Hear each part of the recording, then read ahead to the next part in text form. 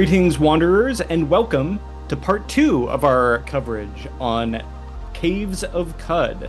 If you've skipped Spoiler Town of our first episode and have come here directly for talking about gameplay and design, you're in the right place as we continue our standard GrogPod show format, where this is a podcast about roguelike or roguelite games, whatever those are, and maybe sometimes things that look like one of those things but aren't quite, and everything in between.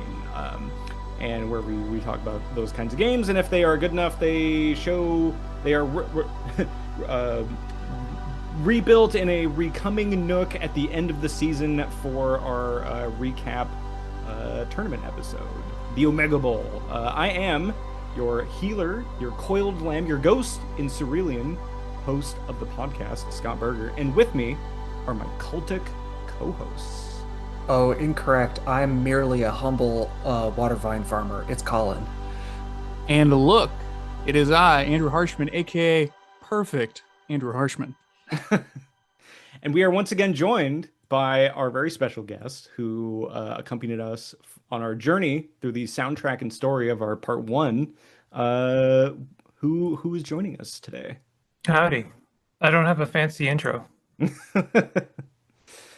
It's Andrew.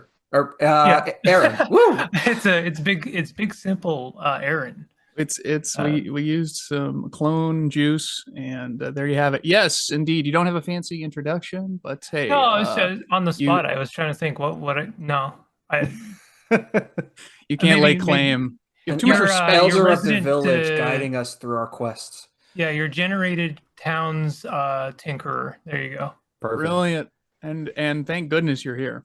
Yes, as we will probably be going through all sorts of nitty-gritty stuff, it's good to have someone who's more of an expert on this stuff than we certainly are. But yes, we are talking this week, Caves of Cud, released initially, I guess, May 5th, 2010, in the before times, and then coming early access to Steam, July 15th, 2015, 5 years later, and then 1.0ing December 5th, 2024. So a little more, well, no, a little less than a year ago, just hitting 1.0.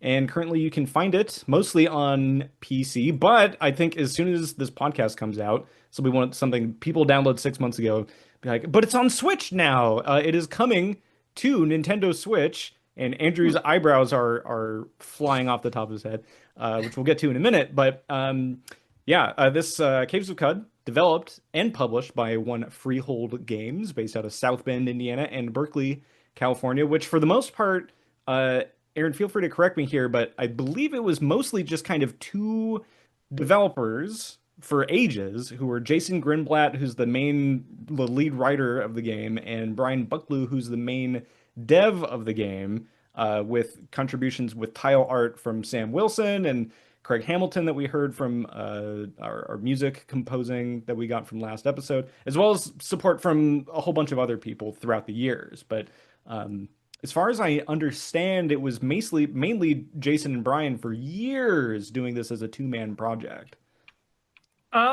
Yeah, I think that's mostly true. I know it was them for quite a bit, but I know that as the game grew, and the community grew, they sort of, it's like one of those kind of Katamaris that just kind of picked up talent like one after the other until it became some kind of crazy lonely star, like a star kraken of the developer world. Yeah. Well, this was published most kind of recently here by Kit Fox Games, who I think have kind of taken on a standard bearer of let's take some of these enormous, super quote unquote roguelike games and really like turbocharge them for the 21st century. So Kit Fox's history: 2014 they've published Shattered Planet, 2020 with Astronauts, 2021 with Boyfriend Dungeon, 2022 with Paparazzi, the dog photography game, all classic roguelike games.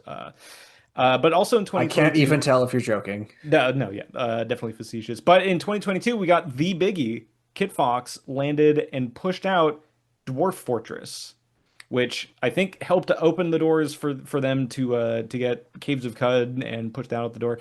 And coming soon, I believe also with some contributing help from other people in Roguedom, Streets of Fortuna, which I think is supposed to be kind of like a immersive sim, procedurally generated rogue RPG type game that looks super interesting. I think there's a bit of town builder in there. I'm actually really excited for that one. Yeah, it looks very interesting.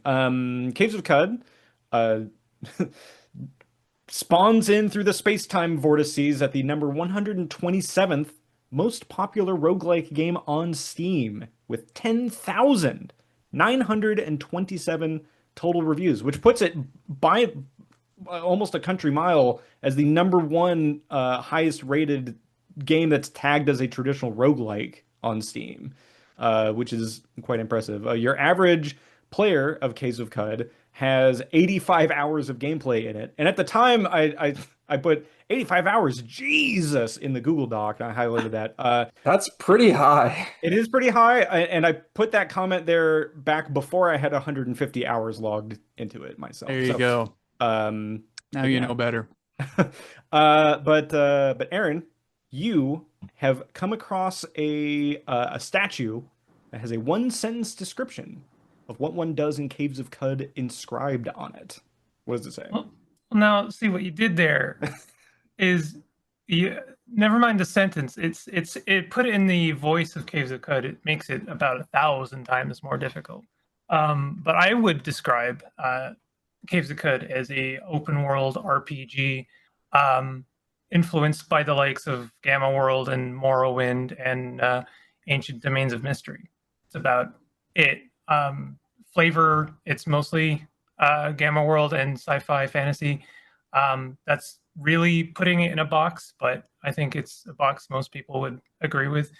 Mechanically, I do think it plays like a game, like an open world RPG, like a game like Morrowind, or most of your kind of open world RPGs with maybe like several thousand times more layers, in my opinion. But it is still at its core, the bones of it is still an open world RPG. That's about it. I don't know if I would add anything to that, to be honest. I was kind of amazed when I heard comparisons to this Gamma World tabletop RPG, and I thought, okay, well, I got to do a little bit of research on this. Anything that I was looking up about Gamma World, I'm like, whoa, this is just Caves of Cud, the tabletop RPG. But it's almost kind of like the reverse of that, where this game was developed, I think, as like inspiration from campaigns that the main developers were doing at the time from Gamma World, and we're like, you know what, we should make a roguelike game in this universe. And I think they nailed it. I think they got that vibe down 100%. And so the first bullet point that I have on here is that I put down a potential all devs go to heaven warning here, because I didn't really know where people's thoughts on this game were going to land. To be clear, I like this game a whole lot, like a lot. I think this is a great game. I think it definitely has some criticisms about it, which I think we'll probably get into. But I think this game is good enough to take the criticism. There's some games where I feel like we're kind of punching down on them. Like the developers were like, I didn't know what I was doing, help. But I think this one, I think it lives up to the hype for the most part. I'm kind of like jumping ahead an hour to my own personal rankings. But I was like, well, I don't know where the other folks are going to land here. I think I kind of know where Aaron's going to land. But for the other two, for Colin and Andrew, I thought, well, it could probably be really good, but I could also see them just bouncing off of it. And I like, at least first impressions wise, for me, I bounced off this game real hard. But I played it maybe for the first time like 2 years ago, before they had like this big wave of polish applied to it. Yeah, I also played it before the polish, and I think the polish helps a lot in terms of like just getting over that hump of like what the hell is happening. Like there's a lot of stuff going on, and I remember just being a little overwhelmed by like the visual interface, like not even just the like pixel ASCII art, but like menus and understanding what you're looking at. And yeah, So I mean, and I think now looking at it, it's very good looking. Like it's, Hmm. I mean, Cogmind is always near and dear to my heart, but this might be there now with like pinnacle of this type of art aesthetic. Like I don't know if you could maybe make it a little more clear to look at, but you couldn't have it be more like stylistically pure. Hmm. Andrew, as someone who did not have any sort of pre-playing conceived notions before we launched the podcast, or before I put it on the schedule very ominously, and then I had to like push it out several times. What was your kind of first impressions from this? Because I feel like this can have a very hostile and alien feel to it.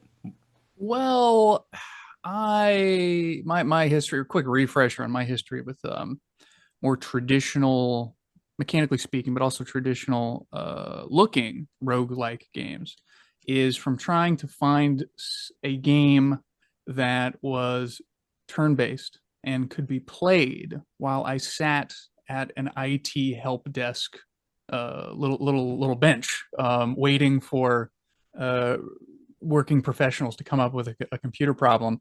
And so as a result, I played a lot of fan games like Doom the Roguelike, and there was a pretty cool Aliens universe one, which was pretty dandy.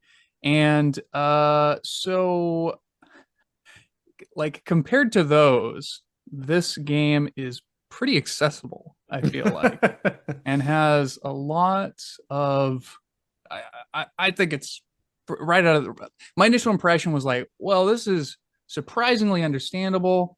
The hotkeys are surprisingly logical.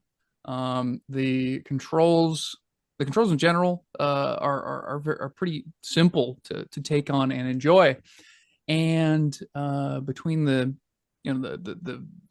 splash screen, let's just talk about the main menu screen. What a great main menu! Come on, folks, that really just sets the tone and puts you right into that world and gets you started on your way to translating all the gobbledygook on screen into a beautiful fantasy sci-fi scape. And and of course the music is delightful, which I somehow foolishly thought that since we had an episode all about the music, I was under the impression, I for some reason got it in my head that it was the music that had won a Hugo Award. And I thought, wow, that is unprecedented. They must have created a new category or something. And I'm like telling people this. And then I realized that's probably not the case. So, It's good but of music, but course, not we're not here to sci-fi talk about the writing. music or the story, the Hugo winning story at all. So we better not catch ourselves doing that. Anyway, all that to say, Scott, pretty good first impression. Now I'm curious, Aaron, from your perspective, like you've been playing this game for a long time. How did you first like learn about Caves of Cud? And like, I'm guessing you played it long before all of the 1.0 polished stuff.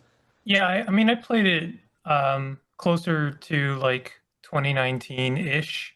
I was streaming a lot at the time on Twitch, and I really kind of accidentally stumbled upon it because I'm kind of a maniac, and I just like to try everything. And I saw it had very good reviews, and so I was like, yeah, I'll grab that at some point, and I did.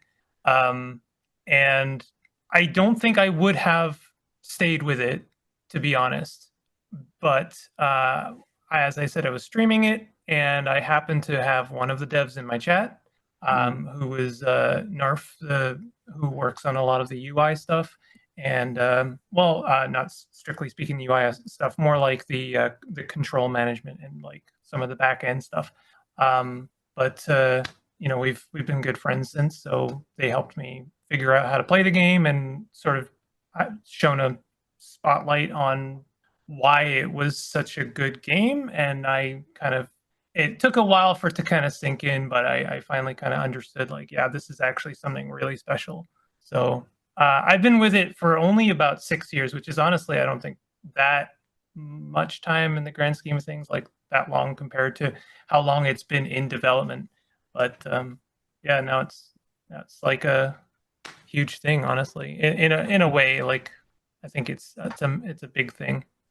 Yeah, and I mean, just in like the past couple years, there's been so much just like when I was I have in my Google Doc 36 pages just of notes for the gameplay part. And I have like no a section of old notes that I was taking down from when I was first playing.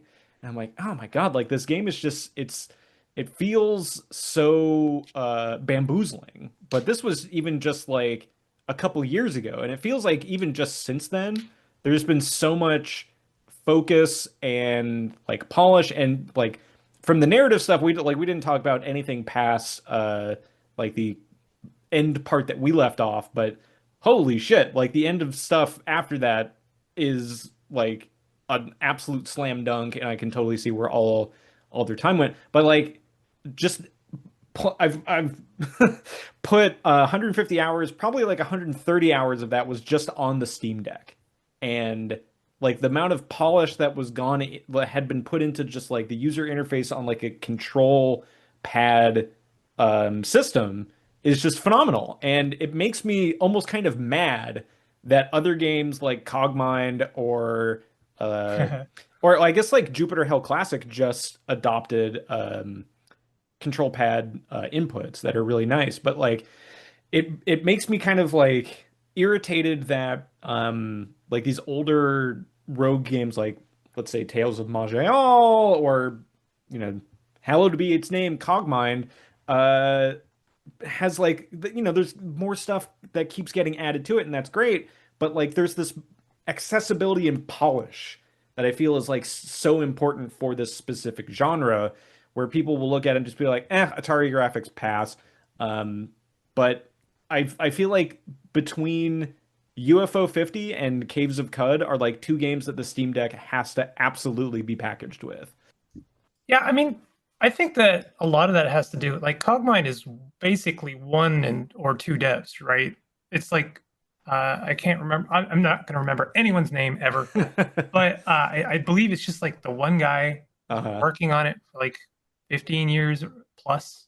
And I don't suspect that he would want to play the game on a gamepad. Like he comes across to me as a very diehard, and the few times that I've tuned into his streams, he's talked about like, well, like what makes a traditional roguelike, and like he won't even accept a traditional roguelike outside of a very strict confines. So I can understand if he's like, yeah, numpad all the way, and I might even be on right up there with him and understand that like, yeah, I don't really see myself playing a traditional roguelike with anything other than a numpad. Yeah. And like I haven't even played Caves of Cud that much outside of the Steam Deck, outside of like making notes for some kind of tutorial. But like I get it. And I think most of it was pushed by the fact that Caves of Cud has such a varied team. Like I know Kaylin loves playing on the Switch and loves playing games like Vintage Story, and loves playing games like uh, the shoot, what's it called now? Project Silverfish. Like she has a extremely varied tastes in games. I know one of my friends who I won't mention because they would prefer I don't has a huge varied taste in different kinds of games, and has or has not played with a gamepad. Mostly doesn't, right? But I know Brian will also love to play games with gamepad. So I think that attributes a lot to the fact that Caves of Cud is a way more modern and has like people championing like we need this on the Switch. We need this with translation. We need this to be played by as many people as possible. Yeah, I mean, it makes sense too. Like the game looks like a traditional roguelike, but it does have a lot of more hooks or ways that you could get into it. Like I could absolutely see someone who could say like, I hate that this game is a roguelike, but I love the vibe of the world so much that I bear that. And then I could see someone saying, I don't care that much about like the lore but it's such a complicated grouping of systems that I love interacting with. And those people would both be correct. Yeah, I have a bullet point here, maybe one of my first ones in the notes that is labeled "Can of Worms." No, actually, it's labeled roguelikes and the length of a run. So I think uh, this game, gosh, definitely presents itself as a traditional roguelike. Um, but even I guess like the developers themselves have kind of like talked down from a cliff of that, where I got a quote here from Brian Bucklew, who posted on the Roguelike's Discord sometime last year, and he said, quote, "Cud honestly was as much or more of a procedural Morrowind like in a roguelike shell from the very beginning. It really plies waters that are different from most other traditional roguelikes, which are much more pure tactical games.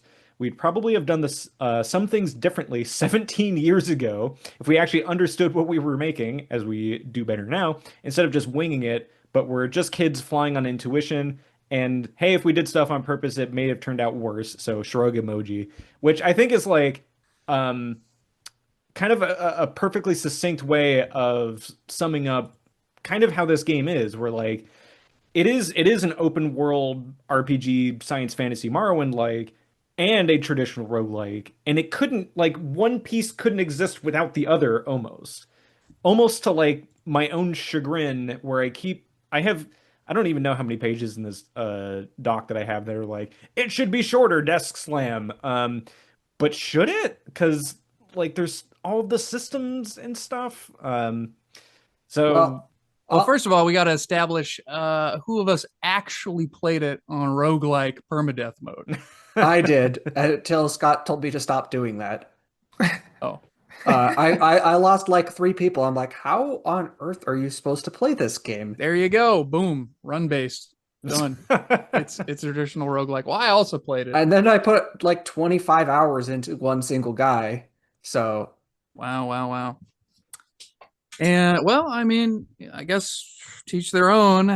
Everybody, I mean, who am I to police people's fun? But obviously, the true way to play this game is permadeath mode.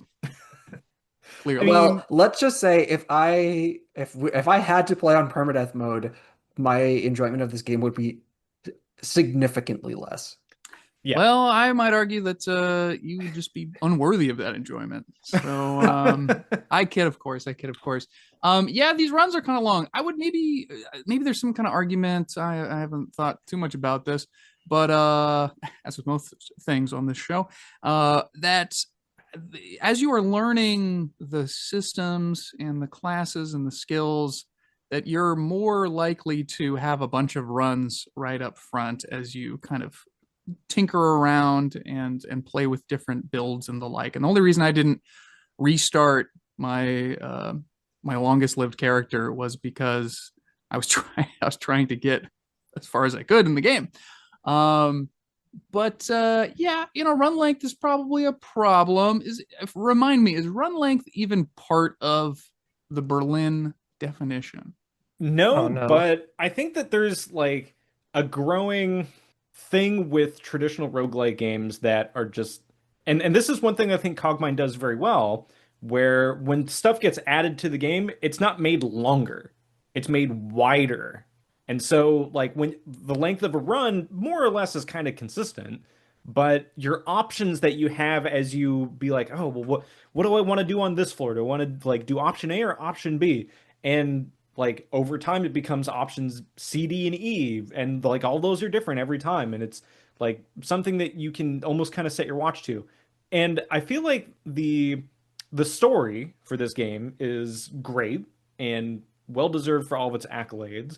But like Tales of Maj'Al or I don't know if we'll ever cover it on this podcast to the length of depth that we're doing here, but like Ancient Domains of Mystery, another like super long, like they're RPGs, right? They're RPGs with a permadeath mechanic, and I think the longer the game goes with permadeath, the worse it gets because you can't react to things. Like if you see something for the first time and you're like 20 hours in a very like well-deserved and creative environment, like what the hell is a strip fly, and like what is a mechanical cherubic baboon, or things like these, and you can like hover over them and get an idea, but like you look at it and then you're immediately dead, and you're like, well, okay, there goes 30 hours of investment for Or, something I that mean, I had. yesterday I Well, was you should have cloned attempting. yourself, or you should have used some time dilation to reverse time. I mean, It's true. there's Yeah. some safety nets built into the game. Yesterday I was trying to do Bethesda Susa, and I turned a corner and was immediately frozen solid and killed. I don't think I even had one turn of visibility. Oofa. And that would have made me really upset if I was 8 hours into a character. I think I know Uh, what got you there. yeah, it was the Rimwick. Grimwick, yeah. I I was just I thinking looked them up that's on the wiki messy. afterwards, and people are like, "Oh yeah, you just have to have a strategy for these going in," and like that's interesting as a gameplay thing if you know it ahead of time, or if you've like been, okay. I mean, I'm playing on roguelike difficulty, so it's like, dang, that sucks. I guess I'll try and figure out. Oh, I need to put on warmer clothes next time because I was like pushing it already. Nah, that wouldn't have saved you. No. No. Or actually, also I read that you can inject yourself with the blaze shots, or you like, eject your soul with lava, basically. Yeah, And that I that, that didn't would have been realize good. you could even do. I didn't know you could do the injection syringes while you were frozen, because you can't change your armor. That's fair. Huh. That's fair. It's fair to not think that. Yeah. And so I think that like games like Angbad or Angband, not Andrew's character that from our D&D campaign that is just the same thing but minus the N, or NetHack, I feel like all comprise this kind of um like corner of the rogosphere of like more is more and therefore better, especially in the permadeath context, where I think like the big bounce off point that some people might have with this game is like they'll spend 60 hours just trudging through salt marshes getting bludgeoned by like super low level characters and be like, I don't get it. I don't understand what the problem or what I'm doing wrong here or why this game is so hyped up. And I think the solution here is that this game's daily challenge mode needs to be like a Doom RL or a Path of Acra like focused like solitary things so you can like learn the enemies and like how the systems work without getting mutilated in one hit from a like a super dervish of the sightless way that just like bam makes your head explode in one turn that you're like, what was I supposed to do? Was is that not role play mode? I mean, it is, but it's like, yeah. So let's get into it. So we talked a lot about like story soundtrack last time. This time let's start with like kind of your main menu options that we have that greet you at the start of this game. And so like when you start with your character creation stuff, and we'll go slow here because there's a million things to unpack.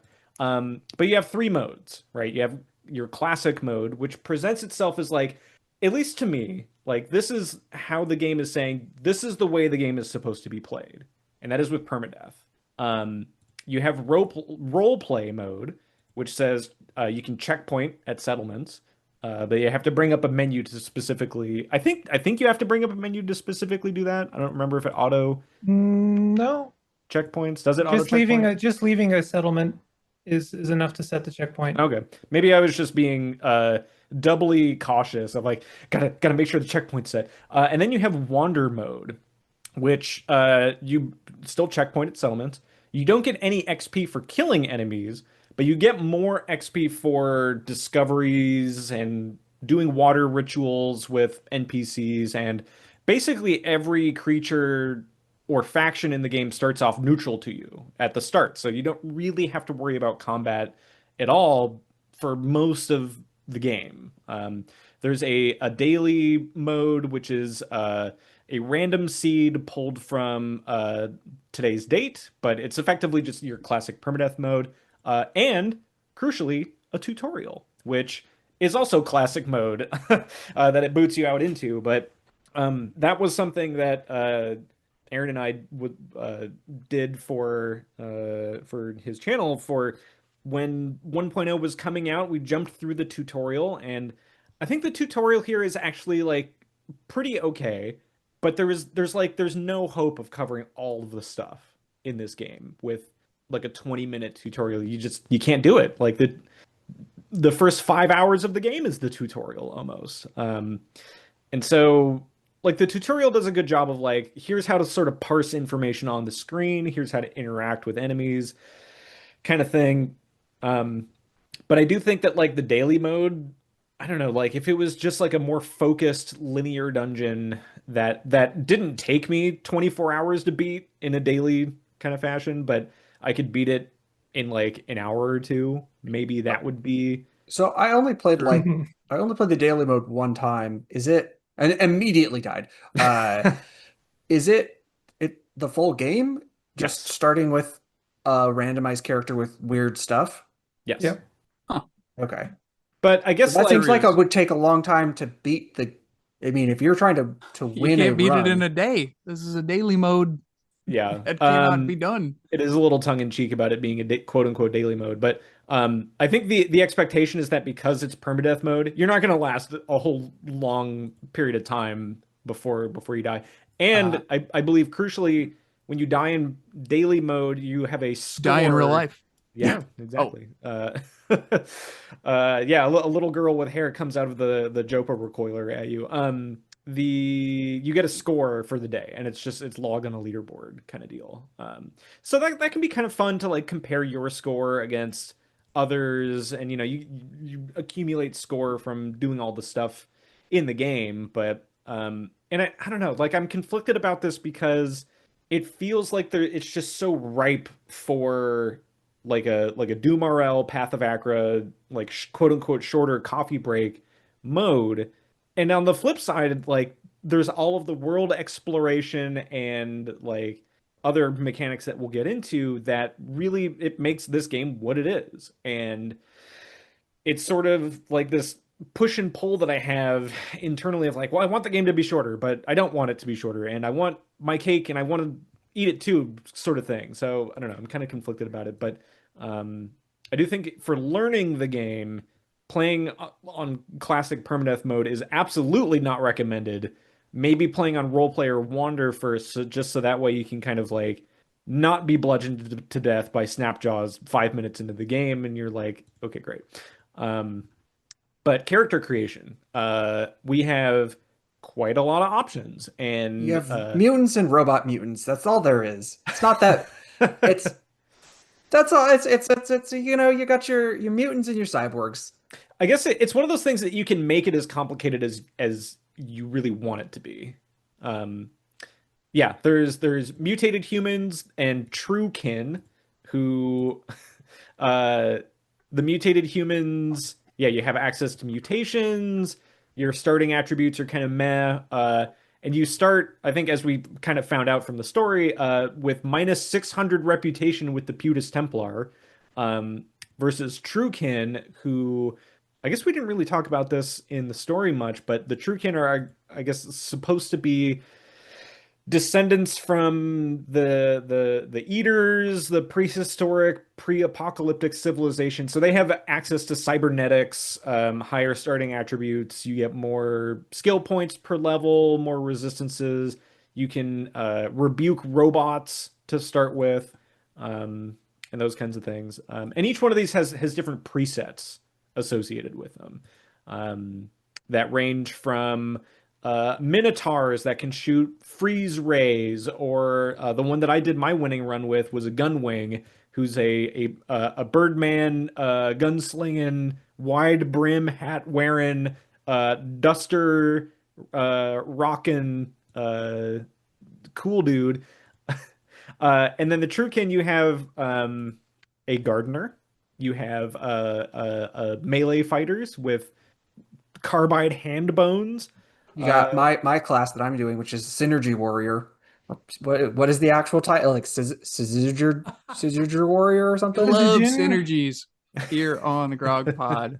And the fact that there's a synergy warrior, it's an obvious pick. That makes a lot of sense.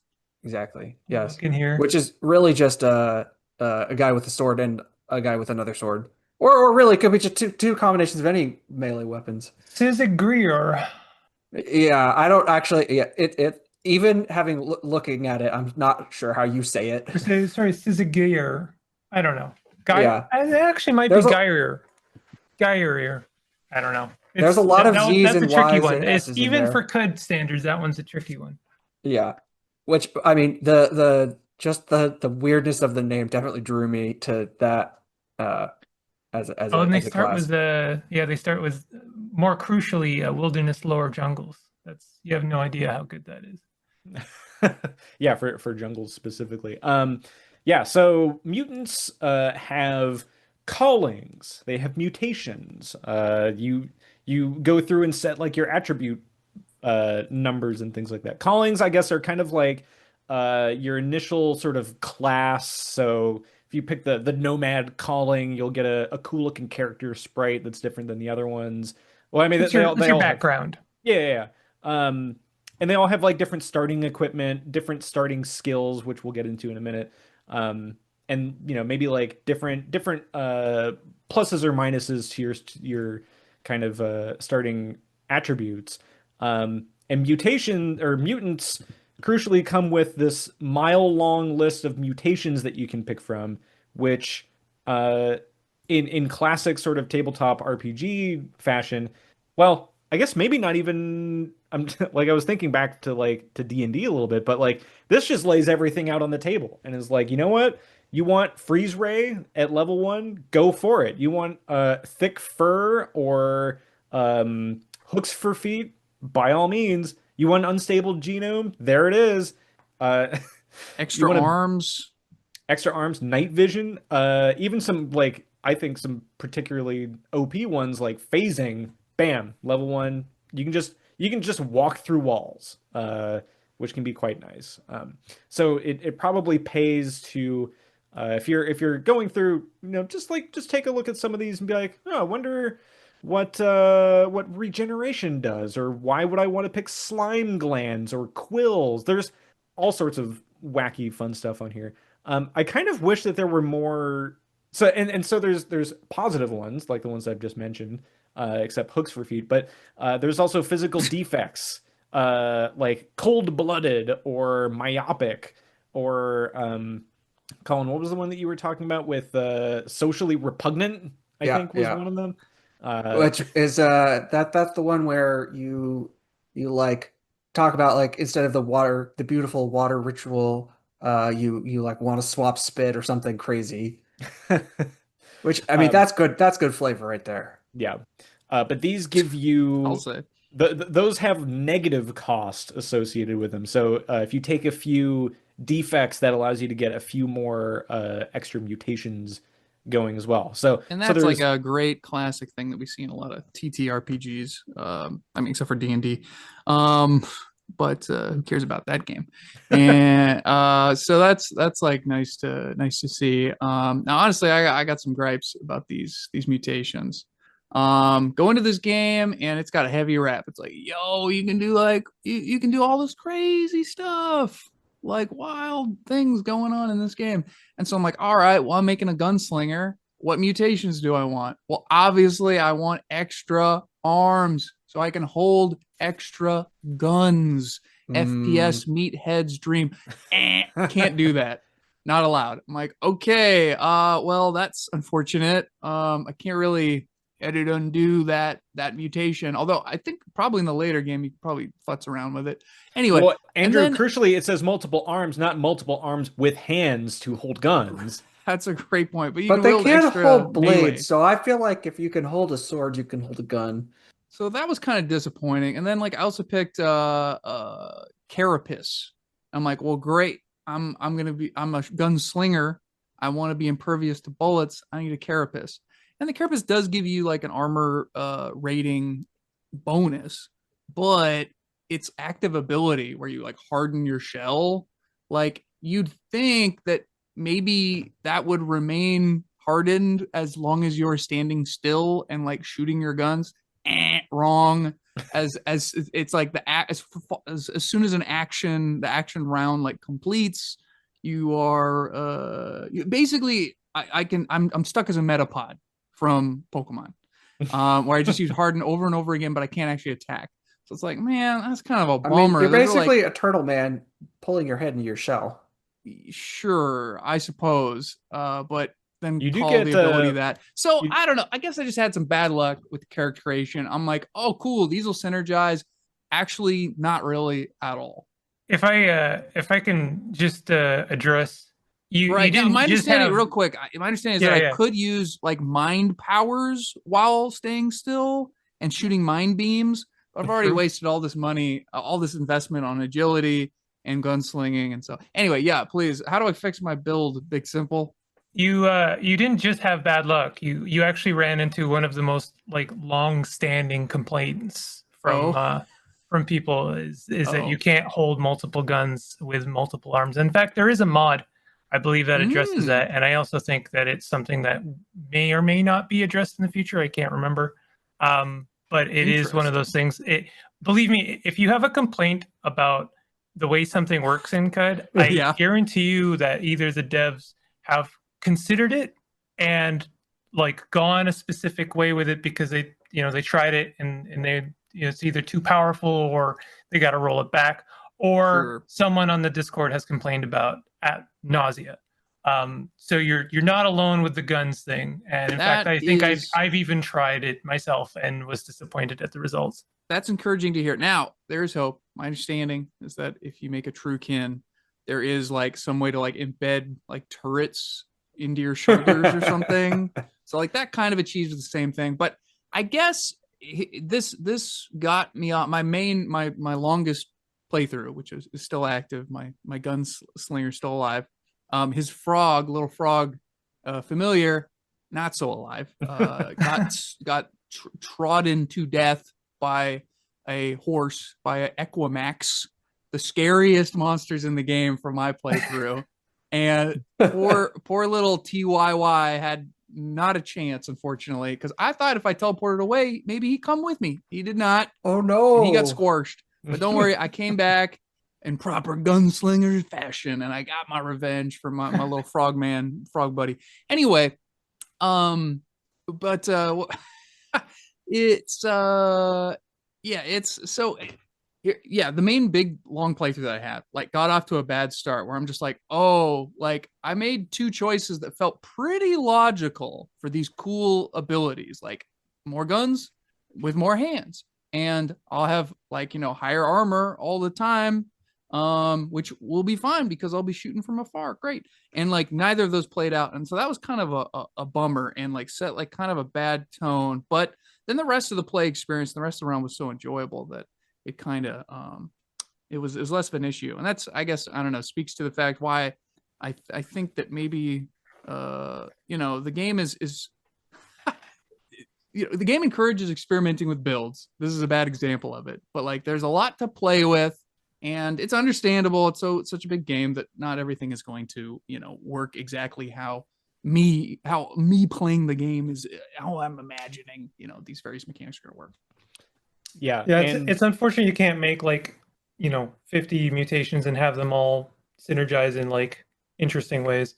At least not realistically. But yeah, no, I agree that I honestly I was always disappointed by Carapace, specifically Titan Carapace, because I always thought, well, this is just kind of a bummer because I have to sit here. But like there are a couple of gas abilities that synergize very well for that.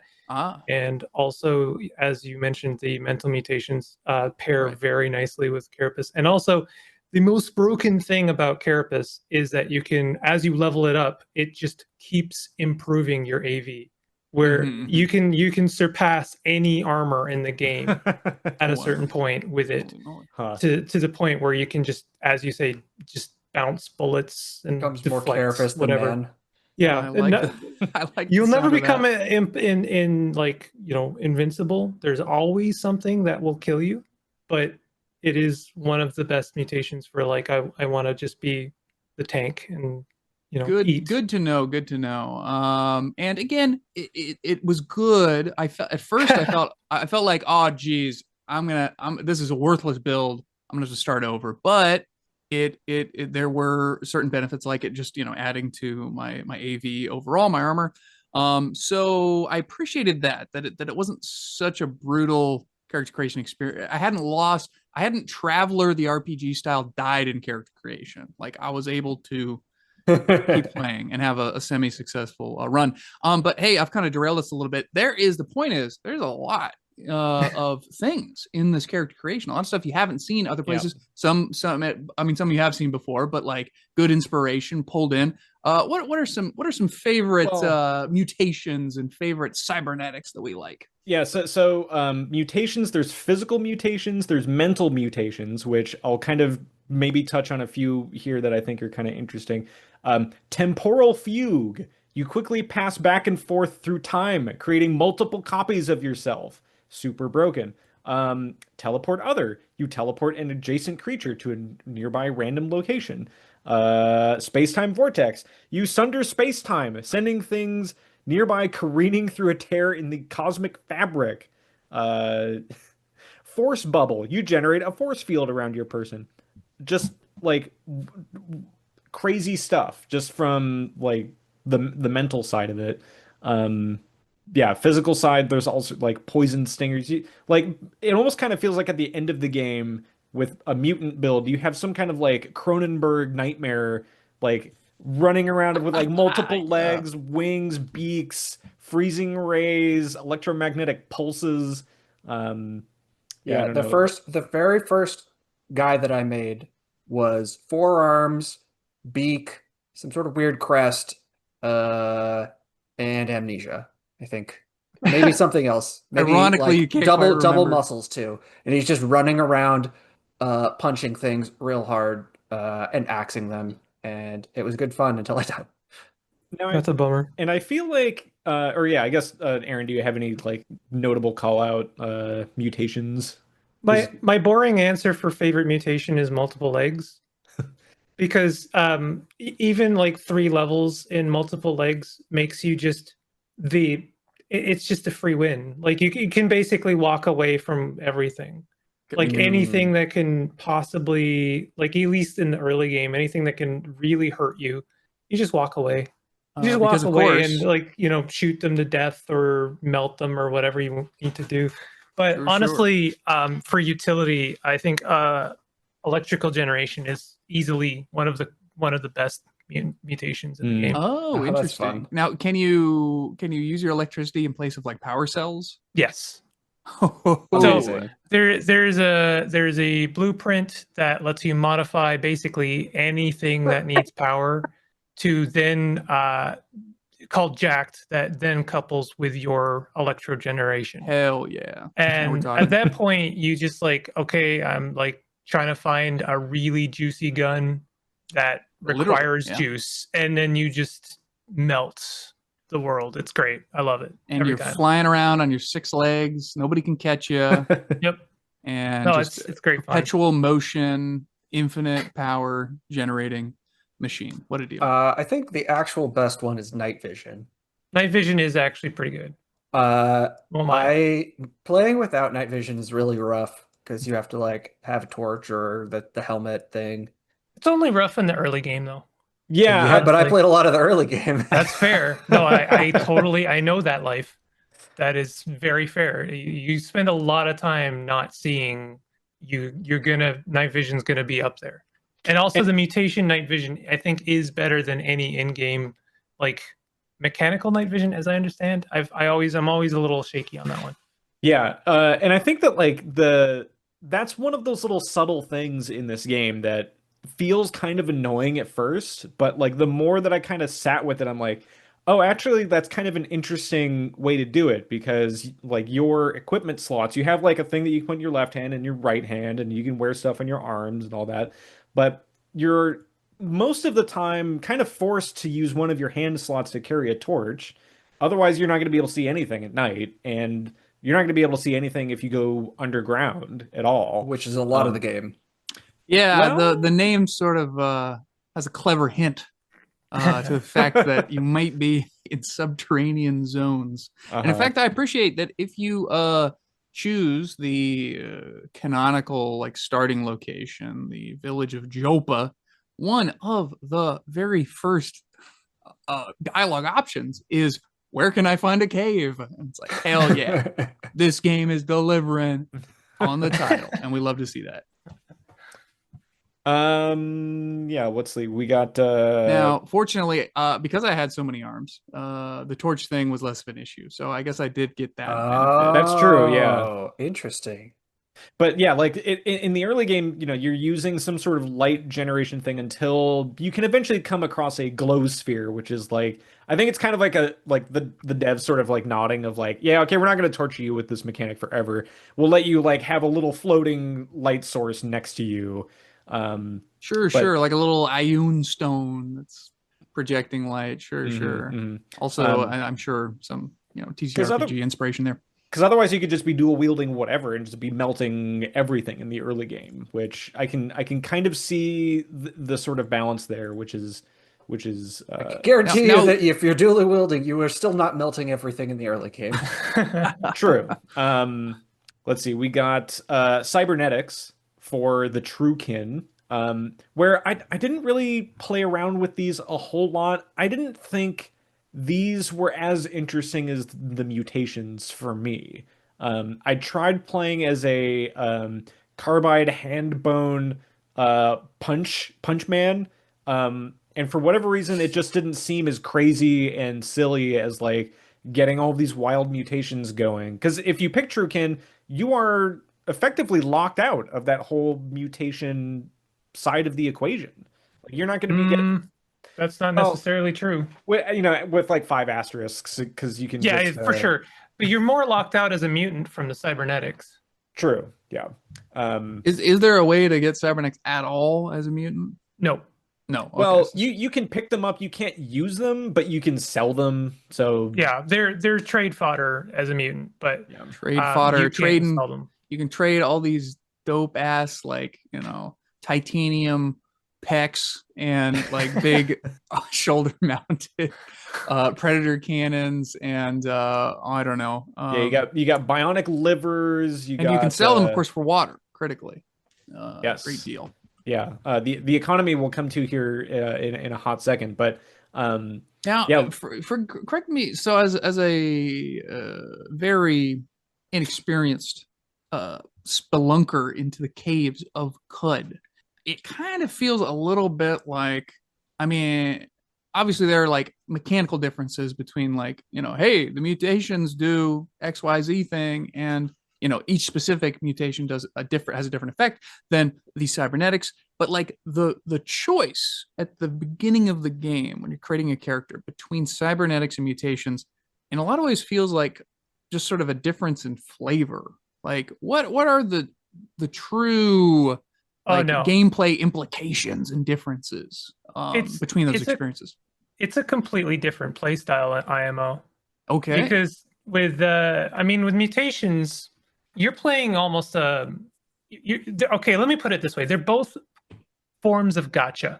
Let me put it that way. Because with mutations, you're playing this kind of like slot machine, like what kind of cool mutation combo can I get? Maybe I'll get a new mutation and like gamble that way, or I'll just stick with what I've got and spend my mutation points on leveling them up. And that's all very fun, and we love that. But like as the Truekin, you're playing this whole other gambit where you're like, I'm going to go ruin diving and see how far I can get because I want to strike it rich with like the turbo cybernetic god punch fist. Like that's an entire other play style. And not only are you kind of gated as a Truekin behind I don't have the cybernetics, but also you need to find credit wedges to even afford a license in order to wear all of the cybernetics. To truly become means to find a ton of these credit wedges. And I mean, that sounds daunting, but it's pretty doable. And as you're exploring ruins, you're going to come across these. If you know where to look, you'll find a bunch of them. As you play through the story, you'll come across predictable locations for some. And so you're playing a very different kind of like long game as a Truekin. Also, it is worth mentioning Truekins have a different stat layout for how they acquire skill points as well as stat points. They get, I believe, more stat points, or at least more reliable stat points. They get like a full kind of range stat point increase more consistently than mutants. Mhm. And they also have yet another bonus where they get to make full use of the Eater's tonic, where they get, I believe it's like, I'm gonna have to look it up, but I think it's +1 to everything or something like that. Let me, I hate to get these things wrong, which I do constantly, but you know, it's hard to keep it all in your head. But either way, they're completely different play styles as far as I'm concerned. Well, hey, you know, bravo to the developers for having two meaningfully different systems, which, you know, we hate to see just a reskin. I almost kind of feel these sorts of like things. there needs to be, oh, well, I don't know, like this is another one of those things where I'm like, I'm conflicted on it, but it kind of feels like mental mutations should be like a totally like another fully separate system from the other ones, and possibly tinkering, which maybe we'll come to here in a minute. But yeah, I think that like the just the diversification between mutants and Truekins, two totally like different play styles, lots of different options between them is a very cool thing. As you progress through your character creation menu, you have to pick a starting location, and we talked a whole mess about Jopa in our previous episode. But you have other options as well, like starting in procedurally generated villages in the Salt Marsh, which is kind of your Jopa biome.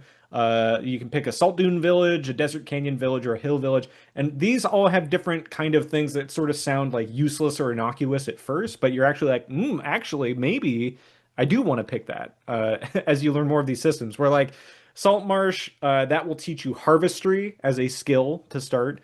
You'll get +50 rep with fish and insects. Oh yeah. And you'll start with a pair of moccasins, which give you 100 rep with unshelled reptiles. Great.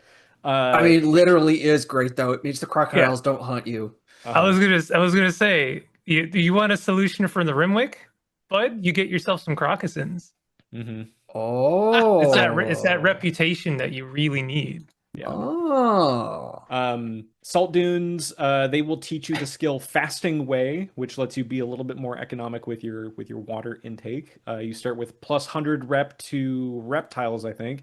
And you start crucially with an Isakari banner, which gives you +200 rep to the Isakari tribe, who are kind of like your Star Wars Tusken Raiders walking around with long rifles who are absolutely going to gun you down if you try pillaging their ruins for old books.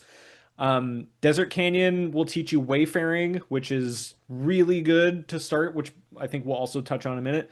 +50 rep with equines, Andrew. Oh, that would have helped me out. Tortoises and vines. TYY. Oh, God rest their soul. Hills will teach you butchering. You get 100 rep with hermits, and you start with a neck ring that gives you +400 reputation with baboons. So you can avoid getting hailed with rocks from them in certain places. And all of these places, they're all procedurally generated, so they will have a totally different mayor of the town. Like there'll just be such a wild difference in what your starting stuff looks like and what kind of quests they send you on of, hey, can you go and enter the holy hydraulic press across town and it'll do great for the queen sort of thing. You're like, okay, I guess, sure. I have a scheme for you to sit on a chair. Yes, or go and place this thing on a table. No, I can't tell you why. Which I think like they're all like fun and interesting, and I think like have like a good level of like cutesy flavor to them that I'm like, yeah, I'm just kind of like spacing through most of the text after a while anyway. But it is like it is fun and silly and does give it kind of like this alternate charm to it instead of this like world spanning galactic like problem that's happening. You're like, oh, I just got to go and find this book, or like this guy left his wallet back in the other village and I got to go get it for him, sort of thing. They all eventually converge into you going to Gritgate eventually, but I do appreciate that kind of stuff. Character creation, there isn't just a straight up random button. You're just like, just do it for me, please. There's build libraries where you can like take codes that other people have made and input them in there, which I think is a great way to kind of share that stuff. And then you can just pick whatever the last one that you were doing before you perma-died to a horse trampling your face. Um, and then yeah, you're kind of let loose into the world, where I think maybe let's see, there's I think we maybe briefly touched on skills earlier, of which wayfaring is a very powerful one. But these are all things that are like that will kind of help define your build and play style, but with like a little more agency, I suppose, because as you level up, you'll get experience points that you can spend in acrobatics or long blade or self-discipline or like shield tactics, uh, And and in things like that. a simpler, less refined game, these might be called perks. They serve kind of a similar function ish. I think so. I think there's some that Maybe are not. well, there's some that are passive, some that are active abilities as well, like Oh, that's a shield good point. Yeah, slam. yeah. There's ones that you can like if you have a long blade, you can use it to like disarm turrets and get free weapons from. Um, but yeah, like also passive ones like wayfaring, which allows you to travel on the overworld map and not get lost and stuck in like a hole and die. Which is always fun. Yo, my first trip to the 6 day stilt. I opened up that beautiful world map, that overland map. First time I encountered such a map was probably in my gaming career was Fallout 1. And I was heading up and I was almost to the 6 day stilt, and then I got lost and I was like legit scared, like legit immersed in the feeling of being out in the wilderness and exposed and very worried. And now I was able to get out of it and make it to my destination. But ooh, what a fun experience, and made all the more exciting by the fact that I was playing on the true permadeath mode. Oh, yeah, that does make it a lot scarier. I mean, I think that is like, if I got to 150 hours playing this game as well, I feel like then that would be when I maybe start playing the permadeath, because Oh then sure, then oh you'd sure. get that fear back in you. That fear. Yeah, it's good for gamers to be scared sometimes. So I'm kind of joking a bit about the whole permadeath thing. The fact that there are multiple ways to play it is much appreciated and is certainly the more practical Yeah, design it's choice it's in some probably games. worth driving home the wilderness lord jungle skill specifically here, because Oh, how does that the work? the reason why is because when you look at that very pretty huge overworld map, like 80% of it is jungle, and like the wayfaring skill, like let's see, what does it say? It says like the first skill that you get out of it, doubles your chance of regaining your bearings when you were lost. Reduces chance of getting lost by about 15% just overall. You travel overland on the map twice as quickly. But the jungles one doubles the chance of finding interesting encounters while traveling in the jungles. Like they all kind of do that for the various ones like canyons, marshes, salt dunes, kind of things. But jungles reduces, and they all kind of do this too, reduces the chance of getting lost in that specific biome for jungles from 12% to 1%. Ooh. And on the overworld map, you travel through jungles twice as quickly. So it's basically like opening up the whole surface area of the game to you, where before, if you're just like trudging along and you're getting lost every other tile, not super great. But when you have wilderness lore for jungles, you can at like, I don't know, level 5 or some whatever, just start like going into endgame content like bam immediately. It's probably not a great idea. However, if you hit that 1%, you will die. Yeah. Yeah. But if you are doing a wander mode where all of the enemies are basically neutral to you, you can go into the deep jungle just outside the moon stair, and you can go into a high level goat folk hunt. Whoa, whoa, whoa, whoa. Moonstare, goat folk. This is not the story episode. We covered this 2 weeks ago.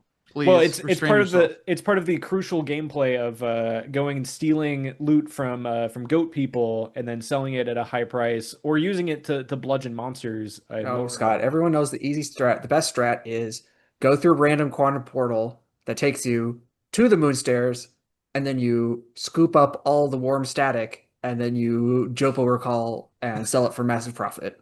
Hmm. Perfectly legitimate economic strategy. Um, Yeah. So yeah, the skills stuff I think is useful, and I mean, there's a lot of it. If you're like me and you're totally overwhelmed, I feel like, and Aaron, correct me if I'm wrong here, but like if you roll your stats and you're like, oh, actually, like all of my stuff is kind of like tilted towards agility. Am I more incentivized to go towards skills that have things that have like those kind of higher agility requirements? Or is it maybe more loot driven? Or is it kind of those things of like, just pick it up as you go along and see what feels good sort of deal? I'm not sure if I understand what you're asking. Like, if you're going full agility, are you just going to naturally inclinate towards agility-based skills, or like what I guess are you like saying? what's Is it easy to understand how to min max in Caves of Cud? Is that the well, idea? I there's some of them that seem totally necessary. Like wayfaring feels totally necessary. Right. Tinkering feels totally necessary, and we'll talk more about that in a second.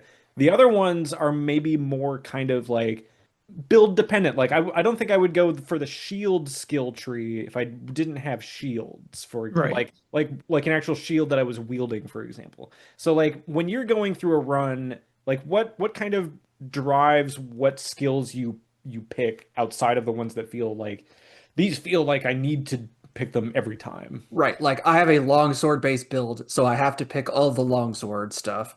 But what else? Like, what are the interesting ones that are kind of in that like gray zone between something is build dependent or build focused and the ones that are like useful for everything?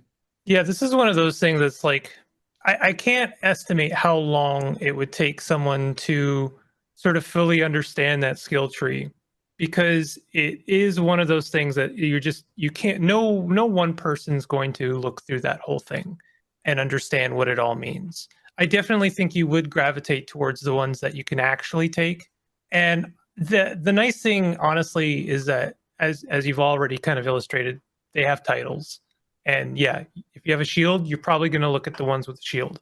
But like you might also look at it from the other opposite end of like what we were just talking about, like, oh, I want to make a gunslinger, with multiple arms that can shoot multiple guns. You might look at it as like, I want to make a sword and board guy.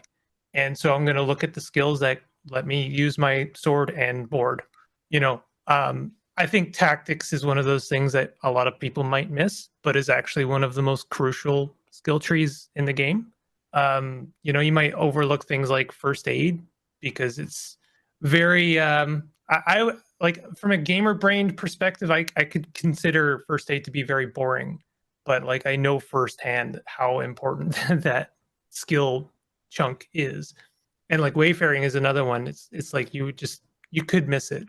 But like a lot of people that sit down, like the first or second time you get lost and then shot instantly, you're like, you know what, that lore is starting to sound pretty good. I never want to get lost in the canyons ever again. I'm Mhm. just gonna go ahead and take that wayfaring, so you never get lost. Yeah, there was one where in my gunwing build, I was like, man, I really like I see these robotic turret deployer guys just putting down all these turrets that if I can just like rip them apart, I can get some really high level pistols here. And then I found the skill that allows me, like, if I have a long blade and a short, or I think it's a long blade and a short blade, I can go up to him and I can just like swipe, use the swipe skill, and then I can just disarm the turret, get like this high level pistol out of it. I'm like, all right, now we're in business, and I'll just be following this like robotic guy, like laying down these things for me to like disassemble right behind him. It ain't That much, but it's an honest living. so there's all sorts of creative stuff like that. All right, You let you're gonna oh, stumble a lot across a lot of weird stuff. Like I still stumble, and I'm re-reminded. Oh yeah, rebuke robot. That's why I don't make ego my dump stat. Right. I forget that every time I play the game. But then, one run with a good ego stat as a Trukin and you're rebuking robots and you're like, holy shit, this is actually amazing. This is an entire build. Just rebuke robot. I don't think I've ever used Rebuke Robot, even Oh, though it's I so have it. good. I It's so forget insanely that it good. exists. I need to like put it on a post-it note on my monitor. The number of times I've been like, oh no, this robot's gonna cut off my arms.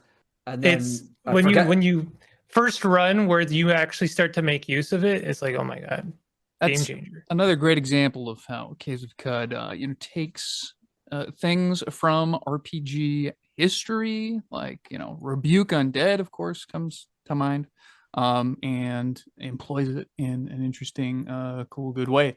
I have no idea if mechanically it works similarly. Anyway, hey, say, big simple. We love to hear it when a seasoned veteran is still finding new stuff. That's outstanding. About how many hours in this wonderful game would you say you have? I don't know.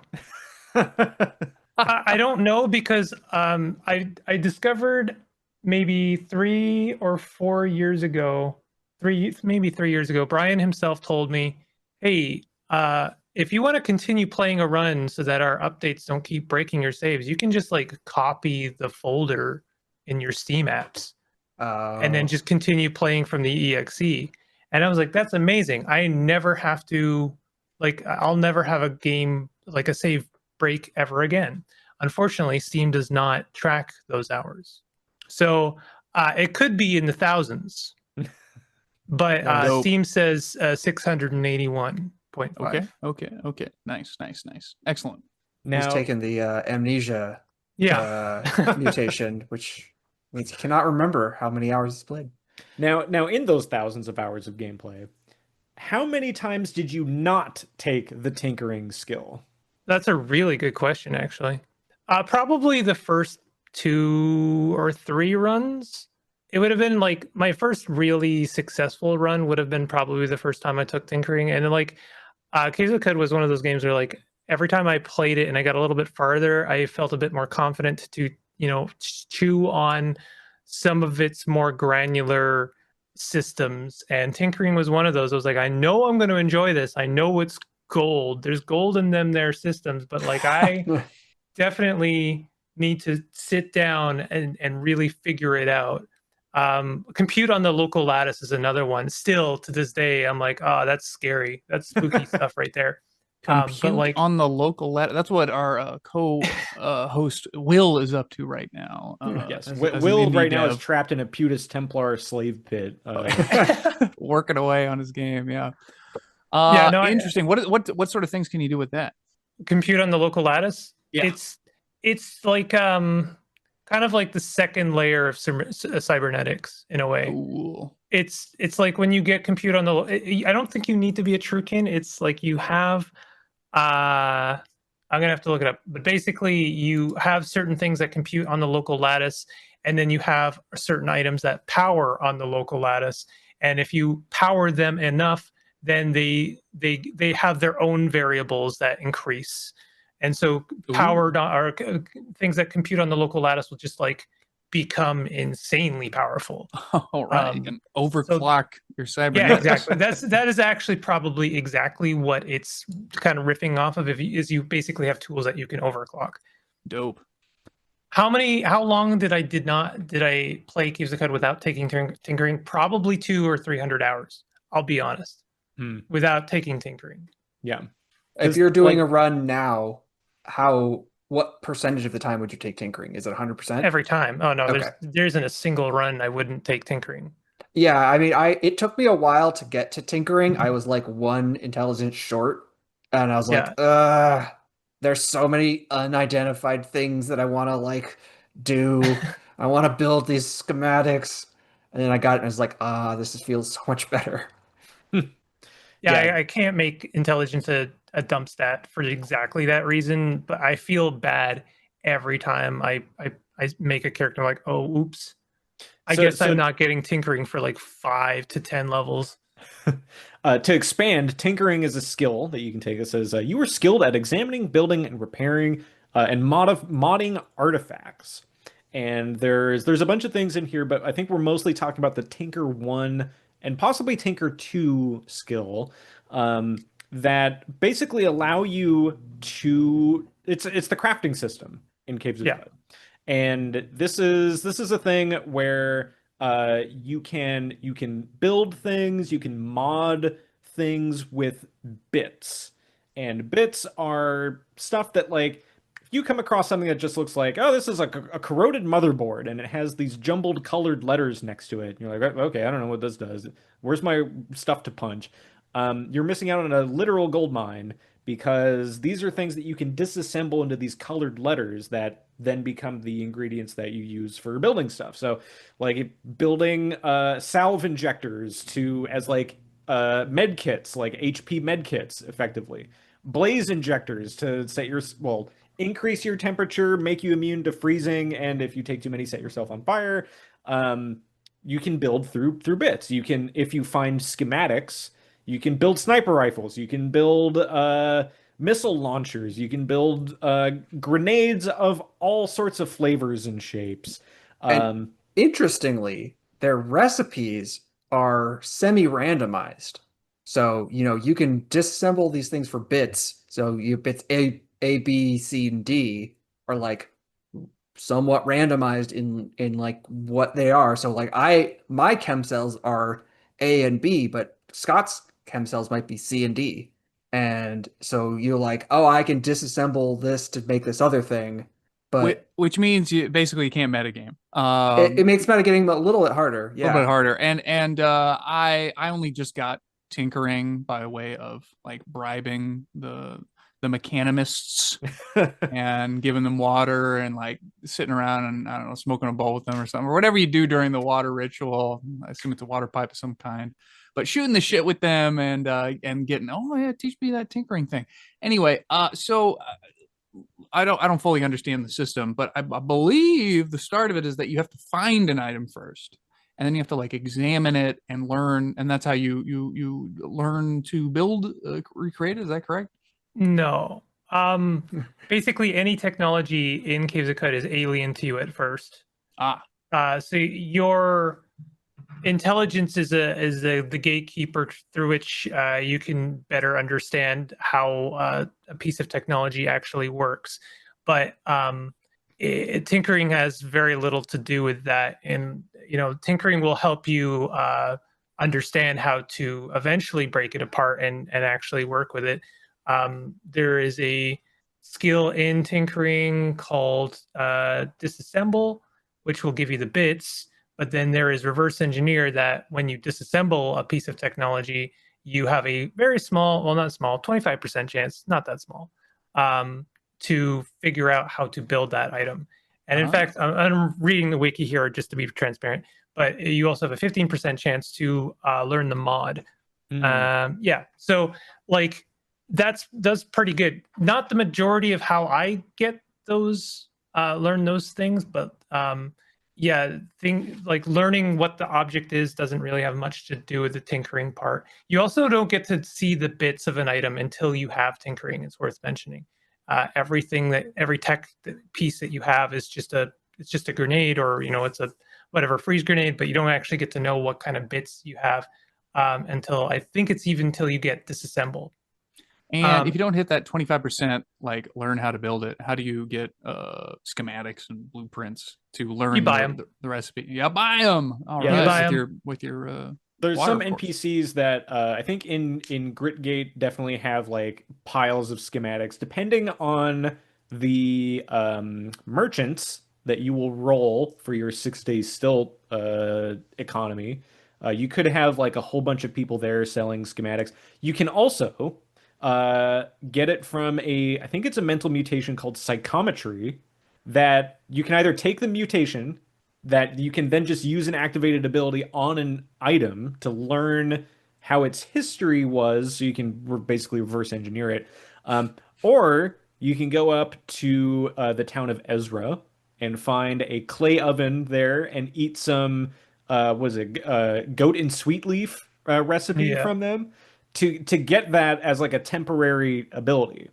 And this is something that like all villages will have some some little oven that you can go to for the local recipe. You can go to their local tavern, and you can ask for the chef's special, and you can eat some recipe there that will give you some like specific temporary ability. And for the ones that exist permanently on the world map, like Ezra or Gritgate or 6 Days Still or Jopa or what have you, they'll have the same recipe every time, but procedurally generated ones will have different recipes. So, but yeah, like that's another way that you can learn how to build these things is through like just a straight up mental mutation to use your mind to read the history of these You have a spacer flashback and you vehicles. watch them like recreate it, like inventing. It's a montage in your brain. At the end, you know how to work it. Hmm. Hmm. It's worth mentioning psychometry is a mutation, and it's also you're only going to get like a level 1 to 3 psychometry, and it has a limit to what kind of tier of technology you can understand with it. So where you'll probably be, don't get me wrong, very good. It's a really useful because like I have a bunch of chem cells or like all of the necessary stuff I've just for some reason been unable to find schematics for. So like chem cells, salve tonics, basically all the tonics, all the grenades, all the low tier stuff. Any gun basically that you find in the early game, psychometry is good for. But like the really good stuff, like the really juicy stuff, like mods, for instance, like if I want to get jacked, the mod jacked, you got to buy it. Very difficult to get it otherwise. Duly noted. So all y'all listening who were furiously taking notes, like I gotta take this particular mutation, just slow down. Yeah. Hold your horses, pump the brakes on those 6 legs of yours, and don't totally dump all of your points into it just yet. Yeah, this game has an economy system in it, which is weirdly interesting. I don't even have a bullet point in here for my Google Doc because it's just something that I just thought of like, yes, we have to talk about this. Um, Water is your currency in classic Dune fashion. Water also weighs against your equip load. But when you trade for things, you use water as kind of like a interim currency if you're not like bartering, but you use it kind of as like a rounding like means for like rounding off the edges of differences of things. Yeah, it's very weird. Like routinely water will be like half of your weight. You're like, I can't trade this because it would weigh me down too much. Like I'm uh, just carrying around these bags of water. And so it's like, oh, this is great. This thing is so expensive and it only weighs 1 pound. I can keep this and then I'll just be able to sell it later. It's like, oh, that gold nugget, like great. Now I don't have to carry 45 pounds of water. I can use this as a trade item later. Big Which I selling think, point of multiple legs, also, by the way. Ooh, oh, you Higher can higher carry carry more. capacity. Yeah, interesting. yeah. You are your own beast of burden. Yeah. and I feel like in the early game particularly, there's this very interesting, subtle metagame that you have to navigate of not even just like getting loot, but like getting like more or less like all of your equipment slots filled out with some basic stuff before you start really adventuring. Um, but yeah, in order to do that, like you're either collecting troves of copper daggers or things like that to go and trade with one person to get another thing, and then eventually you're driving around in the Chrysler Ferrari at some point, but you got to start with that lowly paperclip somewhere, and like just scouring the map. Like we talked a little bit about the wayfaring thing, but like that skill also allows you to get a higher chance of encountering like ruins and layers and things that have stuff in them. I remember the first time I played this game, I booted up the world map. I'm like, where is everything? Like everyone keeps talking about all this stuff. Like, where's all the stuff? But as you kind of meander about the world, you find things like books, you find things like just treasure chests hidden around, and this is all just still on the surface. We haven't even talked about going underground yet, but using that stuff to kind of trade information also, where if you have bunches of daggers, you can trade those in for better equipment, cybernetics. You can like even if you're not something that you can use cybernetics, you can almost use them as like a bartering good to some degree. and leveling your way up through that way. But yeah, as you travel around, you can come across places that just have libraries filled with procedurally generated books. Did either of you guys engage much with these kind of hilarious sometimes things? I mean, I looked at them a little bit, but they're mostly nonsense, yes? Just with like, Yes. yeah. Yeah, they are mostly just kind of like Markov chain. Like there's like some stuff in the game's files that's like here's like coherently written sentences that a Markov chain will sort of parse through. And Zoomers ask your grandpappies what Markov chains were, but they're like the poor man's large language model. They're the small language model. That builds out things that like are actually surprisingly coherent in this game. So all books that you find with white text are like one sentence procedurally generated sentences of things that can be kind of funny sometimes.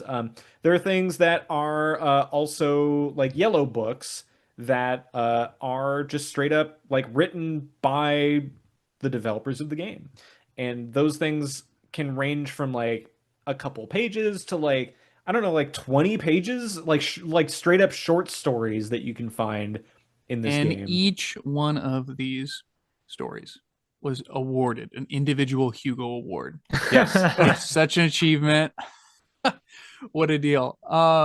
Yeah, the random generation is pretty good. It's like, all right, this isn't just gobbledygook, and this is entertaining. And then hey, the fact that you got all this great bespoke stuff. I know I'm breaking my own rule talking about the storyline, but How remember dare you? there there was that shred of paper, that note in the Rainbow Jungle that you read an excerpt from, Scott, as a great example. But that's the game world is filled with that and contributes to the world building and the sense of immersion and the sense of it being a real living place.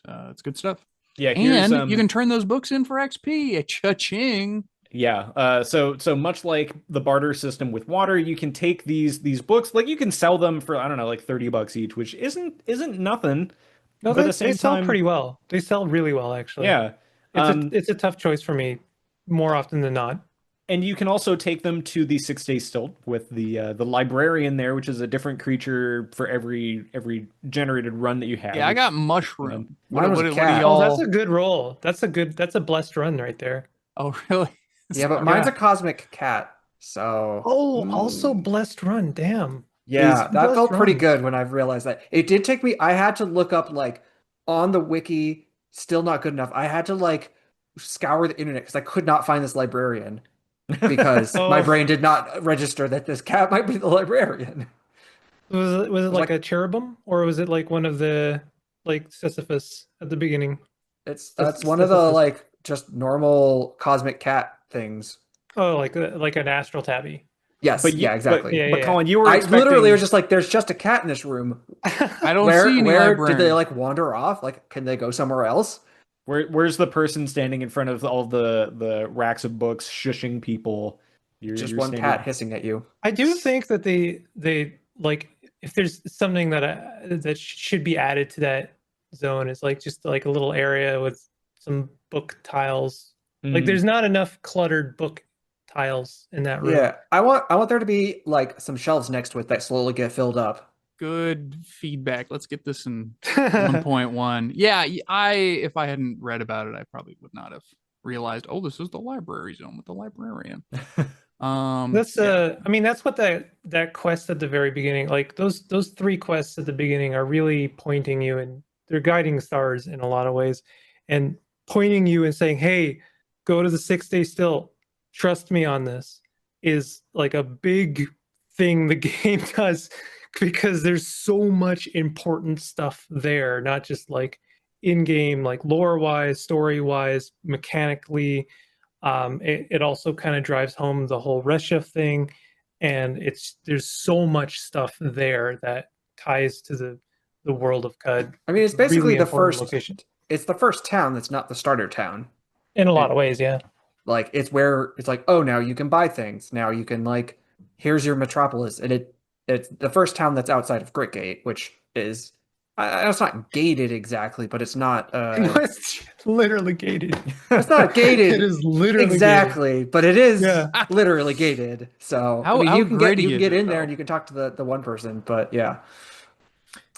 Yeah, I mean, so you can find procedurally generated books with titles such as "Quantized Force has shaped her behemoth," "The Indications: Unabridged," or you read one of the few legible excerpts from "To Staunch Bleeding," and it just says, "You have done this." So there's fun things like that. I mean, for the most part, like you'll just be encountering like hundreds and hundreds of books, and like I basically read through all of them just because I felt like, okay, what kind of like it almost feels like a joke in a way of like it's nonsense, but like it's contextualized that like if you're role playing it just like by 1%, like "To Staunch Bleeding, you have done this," and I'm just like I can imagine just like a very nagging book of like you open it up like your arm is like bleeding and you're like, please tell me, how do I stop this bleeding? And it's just like, well, you've gotten yourself into a jam this time, haven't you? I told you this would happen. Yeah, I in a similar way, I very much enjoy reading the descriptions of painted objects. That can be Yes. fun. Like Uh, I'm still running around with a whip that's painted, and it's like this depicts the history of such and such sultan, and it's like where on the whip? What? I had Excuse me. one of the like Tusken Raider guys' rifles, Oh, cool. painted or yeah, painted version of that for a long time. Probably past when I should have upgraded it because I liked it and it felt like story relevant to me. Like I got Yeah, it from like one of their I found one of their hideouts or whatnot, and I got the and it was like quite good for me at the time. It was a masterpiece painted Ascari rifle, and I was like, "Oh, this is great." for Uh, sure, for sure. And I feel like the game really sort of inspires those sorts of completely mechanically useless, but like role playing and storytelling yeah. choices for the There's player. I don't know if this is everyone, but in my 6 day stilt, there is a merchant that sells humble pie, which is just -1 ego permanently. Permanently. Very I nice, was very like, nice. I can't think of a reason why you'd ever want to do that, but I love that they sell it. Yeah. We should probably talk a little bit about the reputation system in this game. We talked a little That's bit right. about doing water rituals with some NPCs that you can. Yeah, Um, I made a deal. I played patty cake with the wrong NPC, and somehow word got around to these fucking horses who hate patty cake, by the way, because they only got those hooves, and I pissed them off royally. And that led to me almost dying. And my beautiful little look what they did to my frog boy.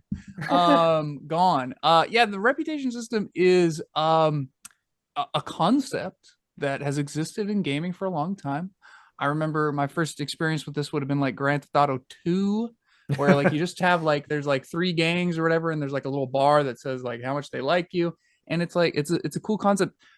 This game has the most breadth and depth to its reputation system that I've ever seen in a game, and it's pretty cool.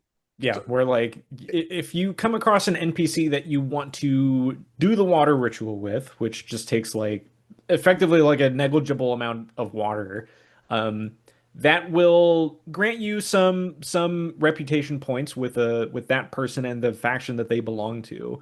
But crucially, you should probably look at what people they have reputation with before doing that. Because if you examine the person and says, yeah, this person is loved by the Mechanimists but hated by the Hindran of Belaw or something, and you do that water ritual and you get your XP or your reputation points, that go up in one direction and go way down in another direction. That can lock you out of some quests. That can turn certain previously neutral creatures now hostile to you. But if you flip it in a certain direction, you can just walk into to holy sites, no problem. You'll be welcomed with open arms. You'll be like, yeah, just pull up a seat, no problem.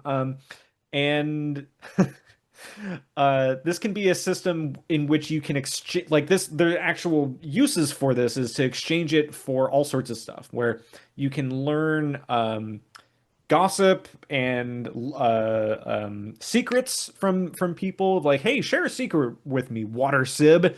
Uh, and you'll learn the location of a Dromad caravan or some ruins or a village or other things like that. So it can have its uses there. Crucially, we kind of skipped over. Well, I think we touched about this a tad in the last episode. At the bottom of Bethesda Souza is the holy site to the Mechanimists. And if you are not loved by them and you walk in, you're just going to be bludgeoned to death because they want to protect their fancy supercomputer. So if you are loved by them, which I think is a minimum of 300 rep points, you can just walk on in, no problem. But in order to do that, you need to find mechanimists and you need to do water ritual with them or with people who are. Or just throw a whole bunch of stuff in their well. Yeah, that'll work too. You can offer up some Just be like offerings. dumping all your stuff. Here you go, well. Here you go. all of Couple my- chain lasers, fix you right Yeah, up. Put a for patch sure. on that. Their reputation. They love Oh. that. They love it. Who doesn't love a chain laser? And yeah, and of course there's a lot of different, things that'll impact your reputation, completing certain quests, attacking certain people, obviously. There are items also that can change your reputation rating, which is kind of a fun idea. Which is in some cases it's like, oh well, yeah, of course all the baboons love you because you're wearing your baboon hat and you're dressing up, you're wearing a disguise. Well, and like, hey, guess what? If you're wearing like ape skin gloves, the apes don't like you anymore. Yeah, they're not about that life. Yeah, sure, that's understandable. But it was Anyone can be interesting, mad. even just playing on wander mode, which where like basically everyone starts neutral to you. I thought, oh, this will be a great opportunity for me to go and loot some historic Sultan sites for some epic relics. I didn't realize that you can go to the site on the surface, but when you go down into the actual site itself, that might be considered holy ground, and unless you are in good standing with some of those cultists, the neutral guys up at the top won't have a problem with you, but those underground denizens will make sure that you are paying the iron price to get at whatever sort of sweet high tier loot that they have down there, which I thought was interesting. I thought it was like, oh, okay, like yes, the rep system is there to kind of prevent me from just going and like looting everything I possibly can right out the gate. And I actually have to do a little bit of work here to figure out, oh, I need to trade reputation with this person over here in order to do this thing, and I can get in there without getting killed So- immediately. The reputation between the various factions, is that procedurally randomly generated at the start of each run? Yes. So you could have various runs where like doing the same basic quests results in very different world states for you. Yeah, Like and I'm in just some doing sorry. and in some cases right when you start, because there's a uncommon but common enough where I kind of smirk every time that I see it now, thing where if you start in Jopa that has a mechanimist in there, in Argive, one of our quest givers is a member, I think, of the Barathamites group, but there's also a warden there, and all of these different factions can have interrelationships as well. And if the game rolls randomly and decides that wardens hate mechanimists or mechanimists hate Barathamites, you can just spawn into Jopa and it's just an immediate bloodbath of like all of the NPCs beating each other to death. That people are like, I don't know what I did, but everyone is dead, and They're dead forever. yeah, because the NPCs, like, you can't get that quest from Argive anymore if he's just a decapitated pile of blood on the floor. So I kind of wish that there was more stuff with that, because I feel like this game sort of borderlines with like Kenshi stuff here and there, and being able to do like quests for the Cyclopean gibbons of the Banana Grove in order to drive the faction reputation down from the Chrome Pyramids against the Dawn Gliders of the Salt Dunes. Like that feels like a thing that like could work here. and I would be super into to just cause all sorts of like interfaction havoc. Or like these two factions are warring with each other, and we need you, Wanderer, to go in there and broker a peace deal. Like it seems like stuff like that would be super interesting to implement here. Maybe there's a mod for it. Um, I could definitely see some stuff coming down the line with like DLC or other stuff to kind of implement that. But yeah, like the rep system definitely is one of those things that evolves in very interesting ways throughout the course of the game. Yeah, I do wish that it was a little more apparent what your actions were going to do. Like, if I do a water ritual with someone, or if I kill a legendary dragonfly, I mean, most of the time I'm not checking to see like what the faction reputation results are going to be from that. And it's like every time I see a new thing, do I want to go into like pause in, get in the menu, read like what are the relative faction rankings? It's like I'm not sure that's very fun. Yeah. I don't know how you would solve that, but I like. I think they did. This is no, I'm not going to come at you. This, but here's my philosophy for Caves of Cud, and it is a philosophy. Is I think that the being a good player with Caves of Cud is not based on meta strategy, and it's not based on like knowing how to synergize different systems or make a good build that works properly and gets you to the end game. I think that being a good player in Caves of Cud is reading. It's It's going in. It's going and doing that. well, you for that specific case, you don't have to necessarily check the reputation of every single creature, but you only have to kill a couple of legendary creatures and be interrupted by, hey, your reputation with Tortoise is just tanked. To understand, oh yeah, legendaries, they seem pretty important, right? Like just a little bit of pattern recognition there. You'll eventually get to, if I kill a couple of legendaries, I'm going to have my reputation change, and you might look at them. So you only, okay, now I only have to look at legendaries, right, to know my reputation. But like honestly, just looking at things and reading it, because to me, the incentive to doing that is the writing. Like there is writing for literally every single pebble and grain of sand and brick of shale and everything. Every single thing in that game has writing, and it's not just like, oh wow, I'm simulating a world. No, no, no. It's like it's amazing prose. Like Yeah, literally I mean, read anything in there. It's like the most amazing thing you've ever seen, ever described in a video game. Like I if think that's this not is incentive, it's the best flavor text of any game that I can think of. And that's just like just reading, like honestly, one of my favorite descriptions is just for a rock. Like just a rock. I've never seen a game describe a rock like that. Yeah, this is the flavor text for large boulder. It's a large piece of rock, older than every idea. One Yeah, sentence, and like and it has like the little thing indicating like the quality or the like the relative like hit points of the thing, the bottom that just says perfect. And it is like so accidentally succinct and just like slam dunk of like one sentence, like 10 words, absolute slam dunk of like, and what's the one for like hills or mountains where it's like blips in the wave graph of time or something like that. And it's just like, oh, so Yeah, good. like I'm sure all of you probably have played like Disco Elysium, right?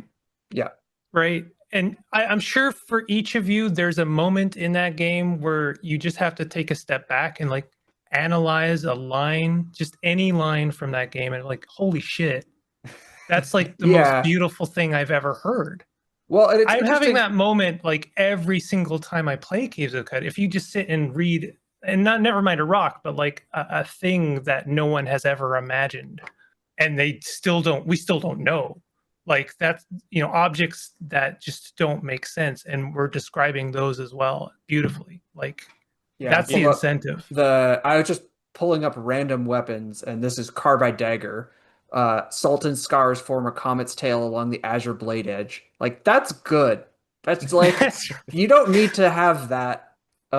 Like most other games would be, it's a carbide dagger. It's a dagger made out of carbide. Hmm. Like this is like, oh, we tried to do a very short poem attached. Um, In all crucially in the age before ChatGPT. So like, you Oh know, God. this is the reason why it won a Hugo. So like Yeah. here's the one for mountains. Mountains. In the wave graph of stone over time, where the world plates once vexed themselves into war, a quiet peace has settled. Like from half court, swish, no problem. Like so like and everything. Like bear jerky is gonna have like a similarly like um deep and thought-provoking level of prose to it. Um as like a Not so much that actually, one. bear jerky is really, it's really just. I'll read it for you. Bear flesh was cut into neat strips, salted and smoked. Okay, how about this one? Wow, How about this what one a for what a way with Got him. words. what about for the cannibal? Sun shame has left their skin pulpy and spider white, and their capillaries are shot with blood 2 shades too dark. Mm. I do feel like you need the bear jerky every once in a while. Yeah. Yeah, you So need to that it's breathe. like, hey, Great hey, point. we understand that this can be also just a description, uh, but sometimes it's poetry. Yeah, and there are some of them. There's like it's almost kind of like a reverse joke sometimes, where like you find something where like you're expecting like, okay, what sort of like incredible Keats level poem is there going to be for this? And the description is just like, it's an arrow. There you have I it. don't know what Oh, you were I There's a was expecting. couple of those. so I'm As an following. example of some of the great dialogue here, I went to a mysterious village and spoke with someone, and they said, "Something strange is afoot here in Bela, and no mistake. But I am forbidden from investigating. If only there were another detective that I could advise. Dot dot dot." Wow, there you go. That's like noob dungeon master energy. Like I wish there was there's a quest afoot maybe here. If only But there were some quest I mean, takers. we're getting dangerously close to story. But Oh I think shoot, that you're right. person is Thank you literally for like, catching.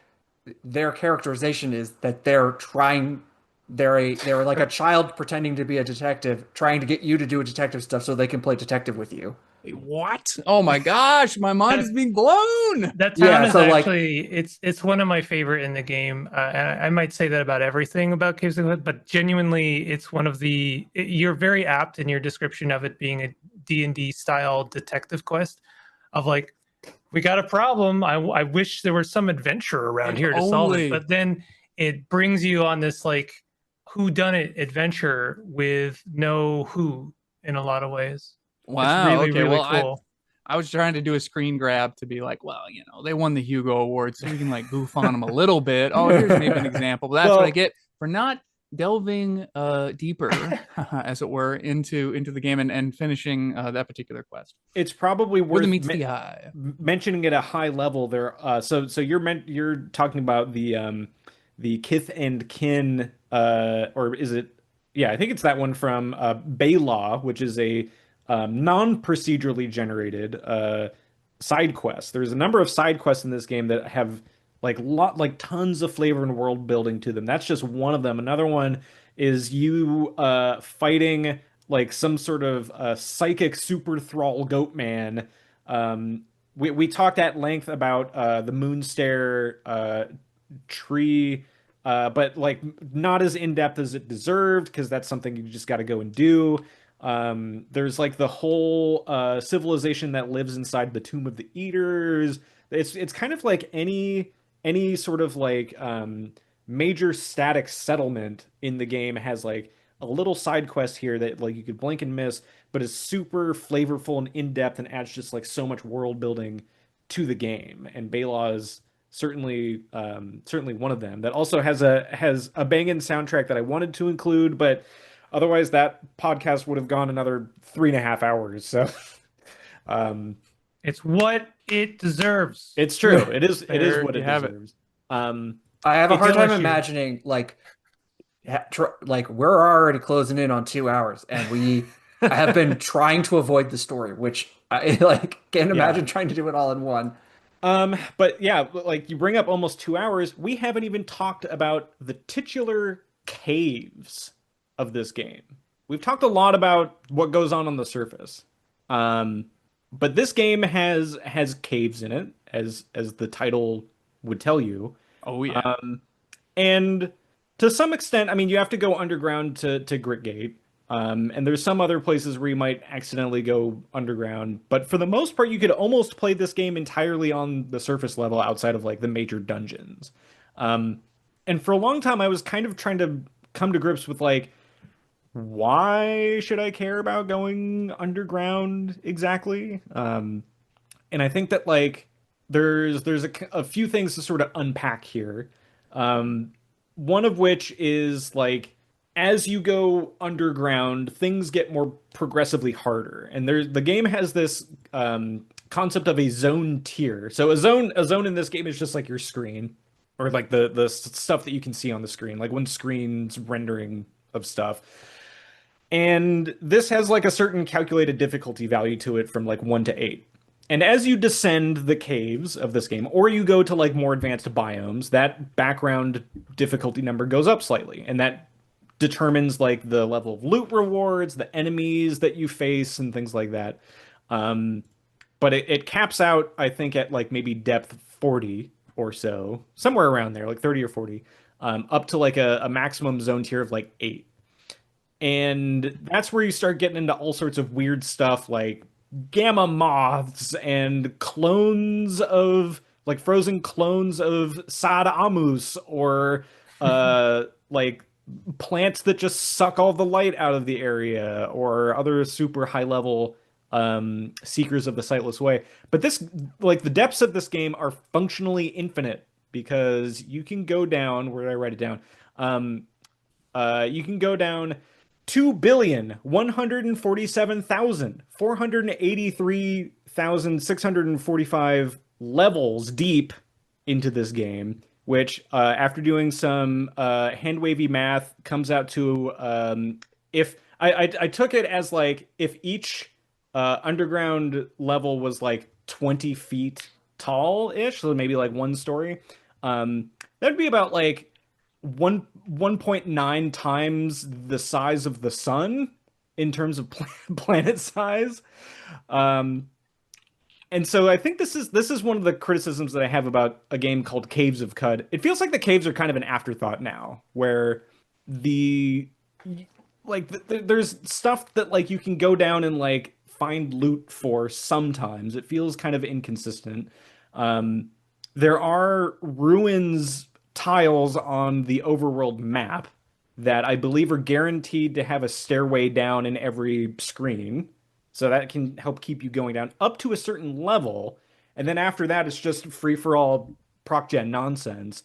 Um, but this was kind of like a sticking point for me in like the mid game, where like I was like, okay, I know that there's like good loot out there, but I was sticking around with like some low tier laser pistols for like 2/3 of the game.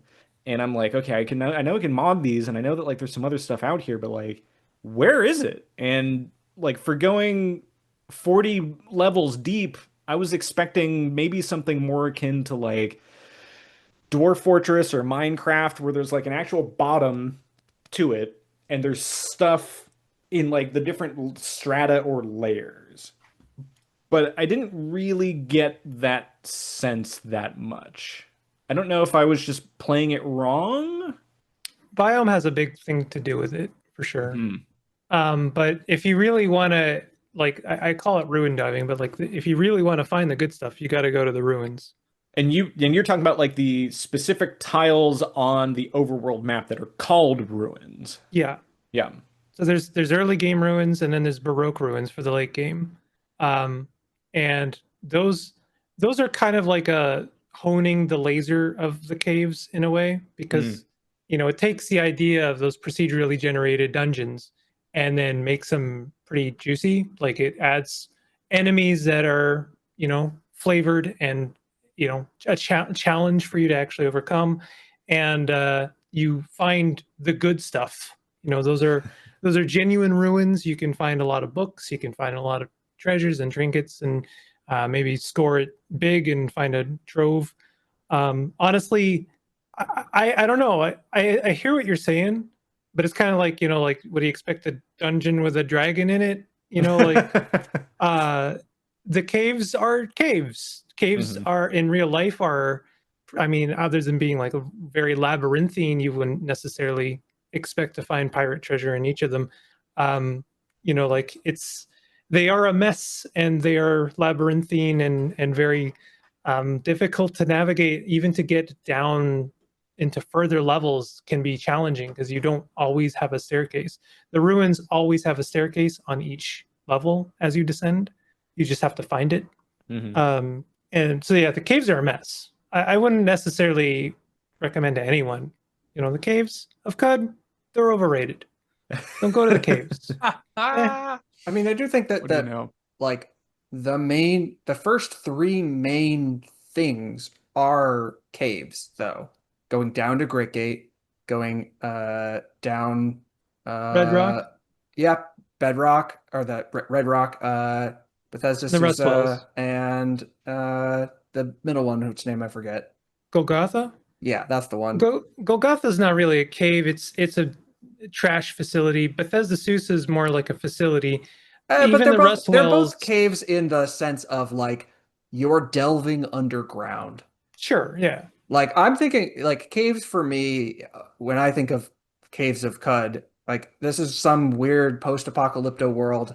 Like I'm imagining layers and layers of civilizations piled on top of each other. So like this that like you might call it it could have been a skyscraper that got piled up over millennia of like jungle ruin stuff. So like I could I it feels more like a cave than the surface world. It's the ruins of old New York. Exactly.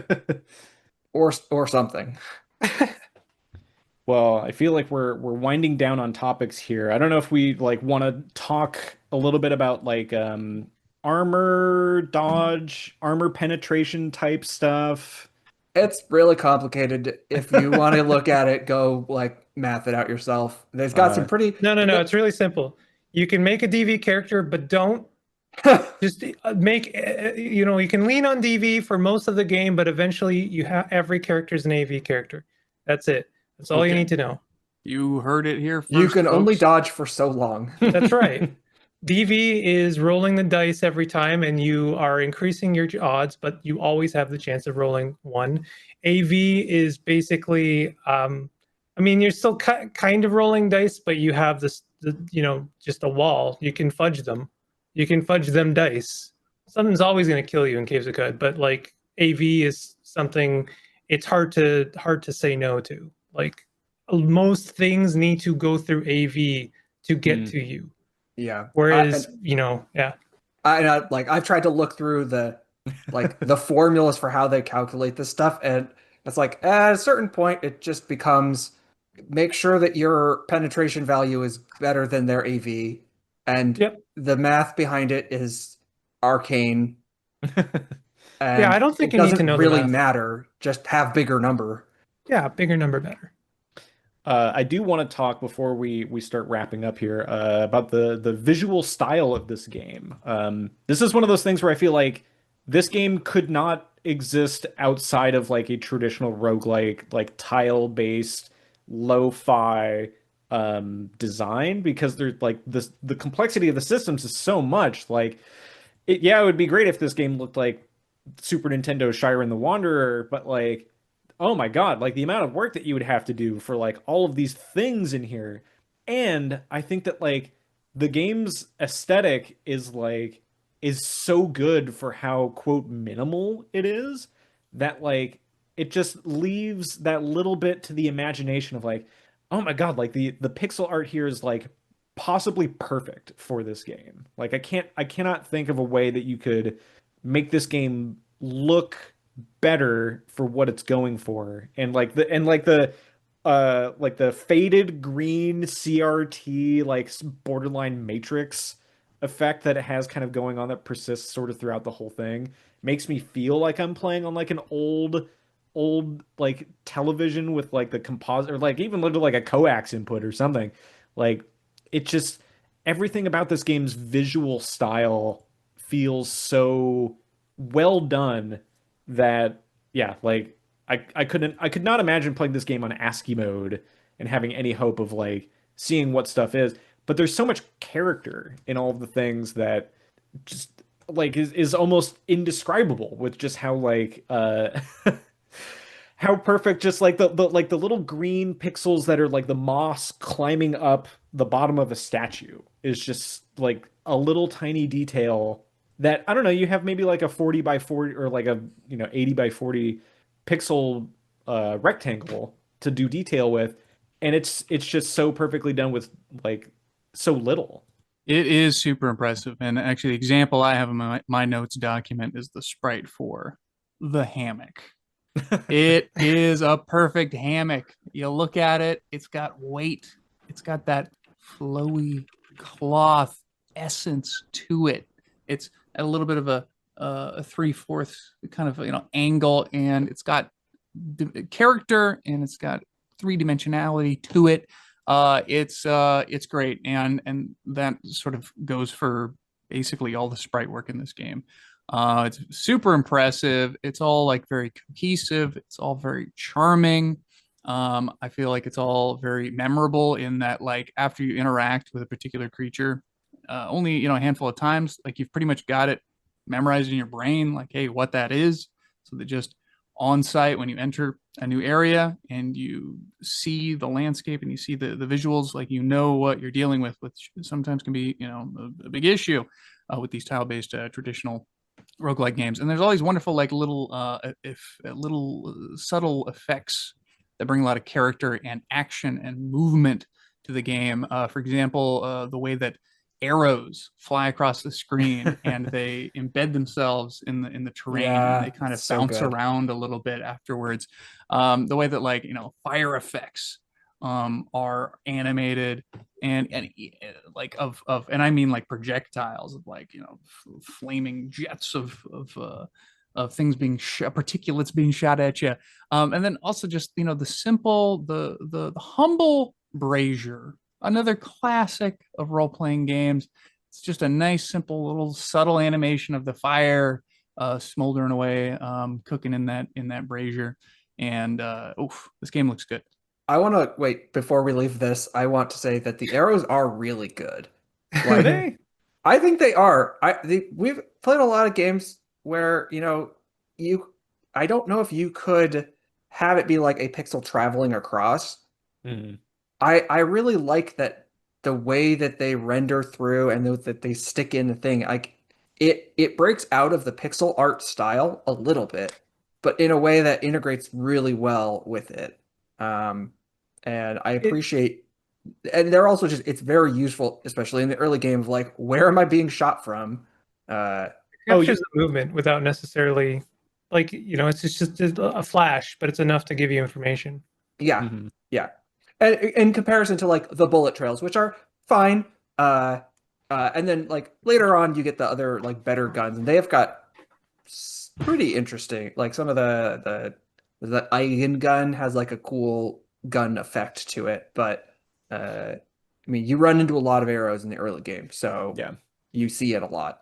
At first, I thought you were talking about like the arrows themselves being like good, like items, and I was Oh no, thinking the like arrows are The not. visuals are very yes, The good. visual of an arrow being fired by the enemies specifically is what I was Indeed, thinking of. indeed. And I mean, I brought it up at the beginning. I know we're not talking about story, but at some point at the end of the game, there's like there's a very large, mech battle type thing. And, the way that is rendered, I've been told, is quite amazing. So, this game looks good. And I think, that my understanding is it hasn't always looked this good. So well done. You good visual design, and you artistic folks. You did a wonderful job. Well, are there any other kind of I mean, I have like dozens of pages, but a lot of this game I think is left best for the user to experience and enjoy. So, is there anything else that we want to spoil for people before heading into our authoritative and unquestionable rankings? Spoil, like gameplays wise. or yeah, like I mean, I have all sorts of notes about how like Caves of Cud and Noita are very similar kinds of games. I talked a little bit about the gamepad support, but yeah, I think like there's all sorts of other things like loot tables, general early game pathing to make sure you can survive Golgotha. I do want to mention that unlike some traditional roguelikes, monsters, including horses, can go up and down the stairs. So don't think that you're safe at all. And actually, I have an addendum to that. One more additional thing is that the controls of this game, some of the best in this genre.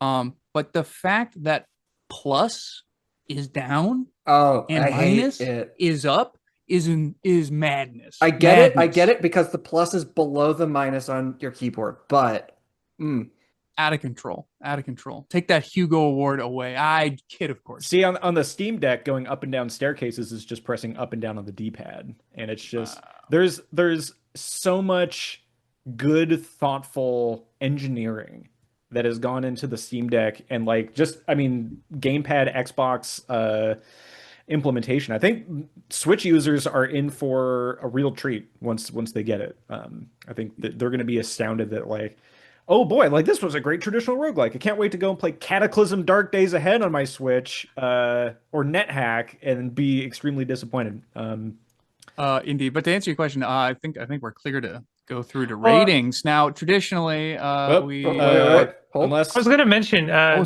sorry. mentioned at the very beginning. No worries. We mentioned at the very beginning of this that like Caves of Code was going to come to Switch, and like I talked a little bit about how I got glommed onto it in the first place.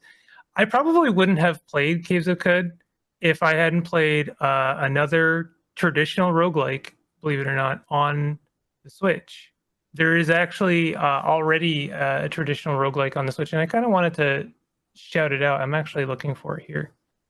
Sorry, you might have which to I'm guessing is not Shire and the Wanderer 6 or any of the Pokemon Mystery Dungeon games. No, it's called Tangle Deep.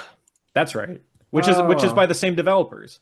Or no, no. That's I'm thinking definitely Sproggywood. you are thinking of Sproggywood, which Yes. is Similar actually name. also worth playing if you haven't tried it. It should also come to the Switch IMO, but no, I think it's worth mentioning Tangle Deep. If you are looking forward to Caves of Cud on the Switch and you are looking for another traditional roguelike, I really highly recommend Tangle Deep to get your palate wet because it's actually quite good. And if I hadn't kind of like sharpened my teeth on it, I probably wouldn't have gotten into Caves of Cud as much as I did because I knew a bit better what to expect. Yeah, and crucially, also Tangle Deep kind of set the standard for like the movement design for like using the joystick to like point in a direction, right trigger to like say move in that direction, which just it's one of those things that like you look back on of like of course like it's just like the perfect implementation for it that they use with great effect for Caves of Cud as well. We talked a little bit about Tangle Deep in our Music Fest episode earlier this summer, where we played one of the tracks for that. Which Tangle Deep, great soundtrack, OC remix guy on that one, and yeah, like the art design for that game is also very impressive. There's a sequel being worked on apparently. Oh, yeah. Tangle Deeper. Stay tuned. Right on. Tangle Deeper. Yeah, that's great. But what I was going to say is that traditionally, when we have a guest on, the guest gets the final say. So not to worry, you can correct us all after we get through our final. We can end with the rankings. correct opinion. Yes, exactly. But yeah, in standard GrogPod fashion, going from worst to first, Colin, kick us off with your Wow. I know, yeah, somehow. Okay. I don't know how, but yeah, okay. I gave it an 8.3, which is for me 11 out of 84, 83 games.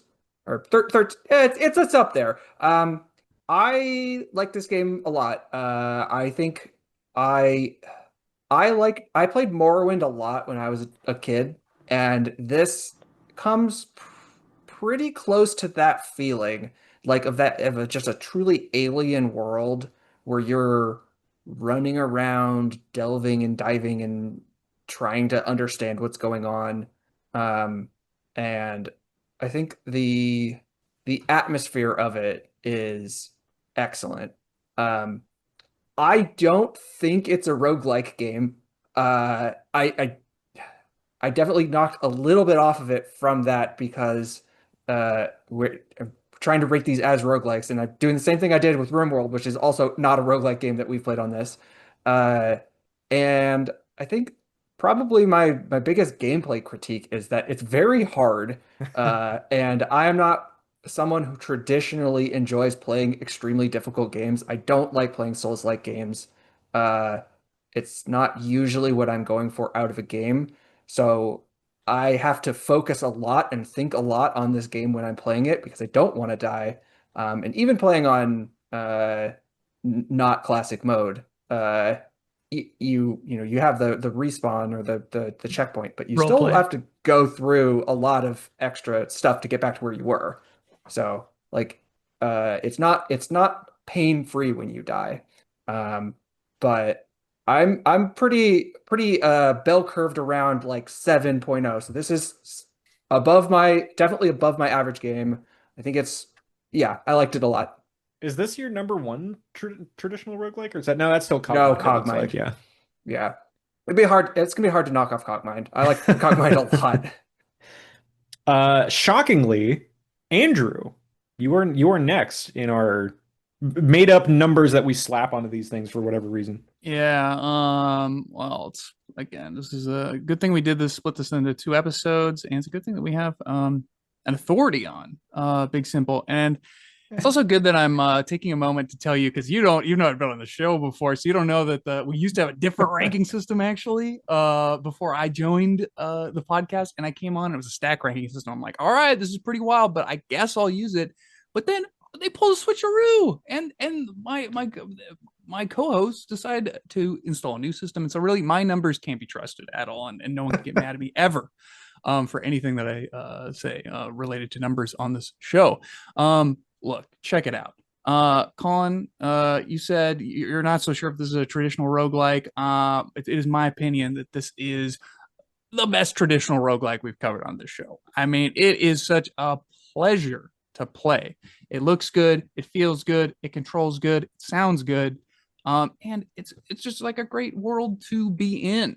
And you get in just this wonderful flow state of running around that even I, a FPS meathead, can enjoy and live out my gunslinger turtle fantasies, forearm turtle fantasies, in this cool world. And something we didn't quite cover. There's two main points I want to cover here.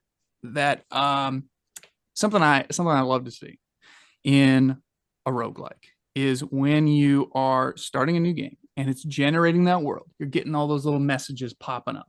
And this is and telling you like, oh, what it's generating, what it's working on. And this is so popular that it has made it into non-roguelike games. So for example, Counter-Strike 2, when you're loading into a match, instead of saying like, unpacking shaders and like, connecting to server or whatever, it'll say things like, aligning headshots and reloading magazines, priming grenades, filling Molotovs. Listen up, developers. If you ain't a roguelike, back the fuck off. Stop it with that shit. It's terrible. I hate it. It's not funny. It ain't cute. This is the realm of real games, of roguelike games, folks. And so when you fire up a new game of Caves of Cud, you're getting awesome shit like building forts, resolving faction relationships, building object blueprints. Yeah, give me more of that. I love to see it. So like just good, classic, well executed traditional rogue-like shit. We love it.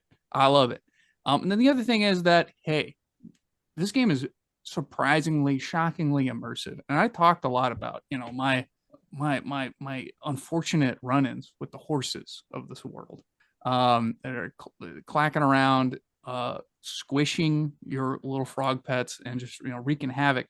And there was a moment in one of my playthroughs where I was in the 6-day stilt and I was exploring all the many merchant tents in there, and I got the biggest jump scare I've had in a long time in a game. When I walked into one of those tents, of a gun salesman, and the gun salesman, he's sitting there, he's got his beautiful bright yellow hat on, Dick Tracy looking ass, and behind him is an Equamax horse. I just about had a conniption, let me tell you. And yeah, sure enough, he had a hired guard hanging out in his tent. Now fortunately, my reputation wasn't so bad that we had to do battle on the spot, but it definitely scared me.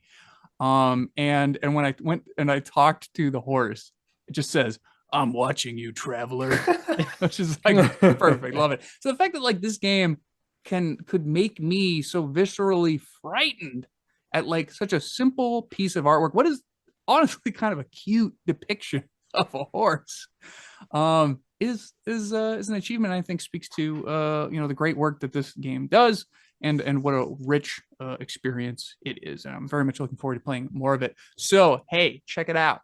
The score at my number one spot, we got not this game, but we got Enter the Gungeon, because I can't help it. FPS meathead shoot 'em up. Number 2, Last Spell, because that game's just metal. It's too sick. But coming in at number 3, Caves of Cud with a 9.05. I mean, the fact that this is the most enjoyable and like frankly, like the coolest traditional roguelike game that we've covered on this cast, it's got to be up in the top 3. Easy. For me, Caves of Cud is my new number 1 most played traditional roguelike game, where I didn't think for a long time that Cogmind could ever be toppled. But goddamn, Caves of Cud on the Steam Deck is just the ultimate like end of a long day. It's just ironically a very cozy experience to just like, all right, I'm gonna pop it on. I'm just gonna like jump in, see what kind of like weird nonsense I can get into, and it's mostly gonna end with me as a charred corpse at the end of it, but that's fine.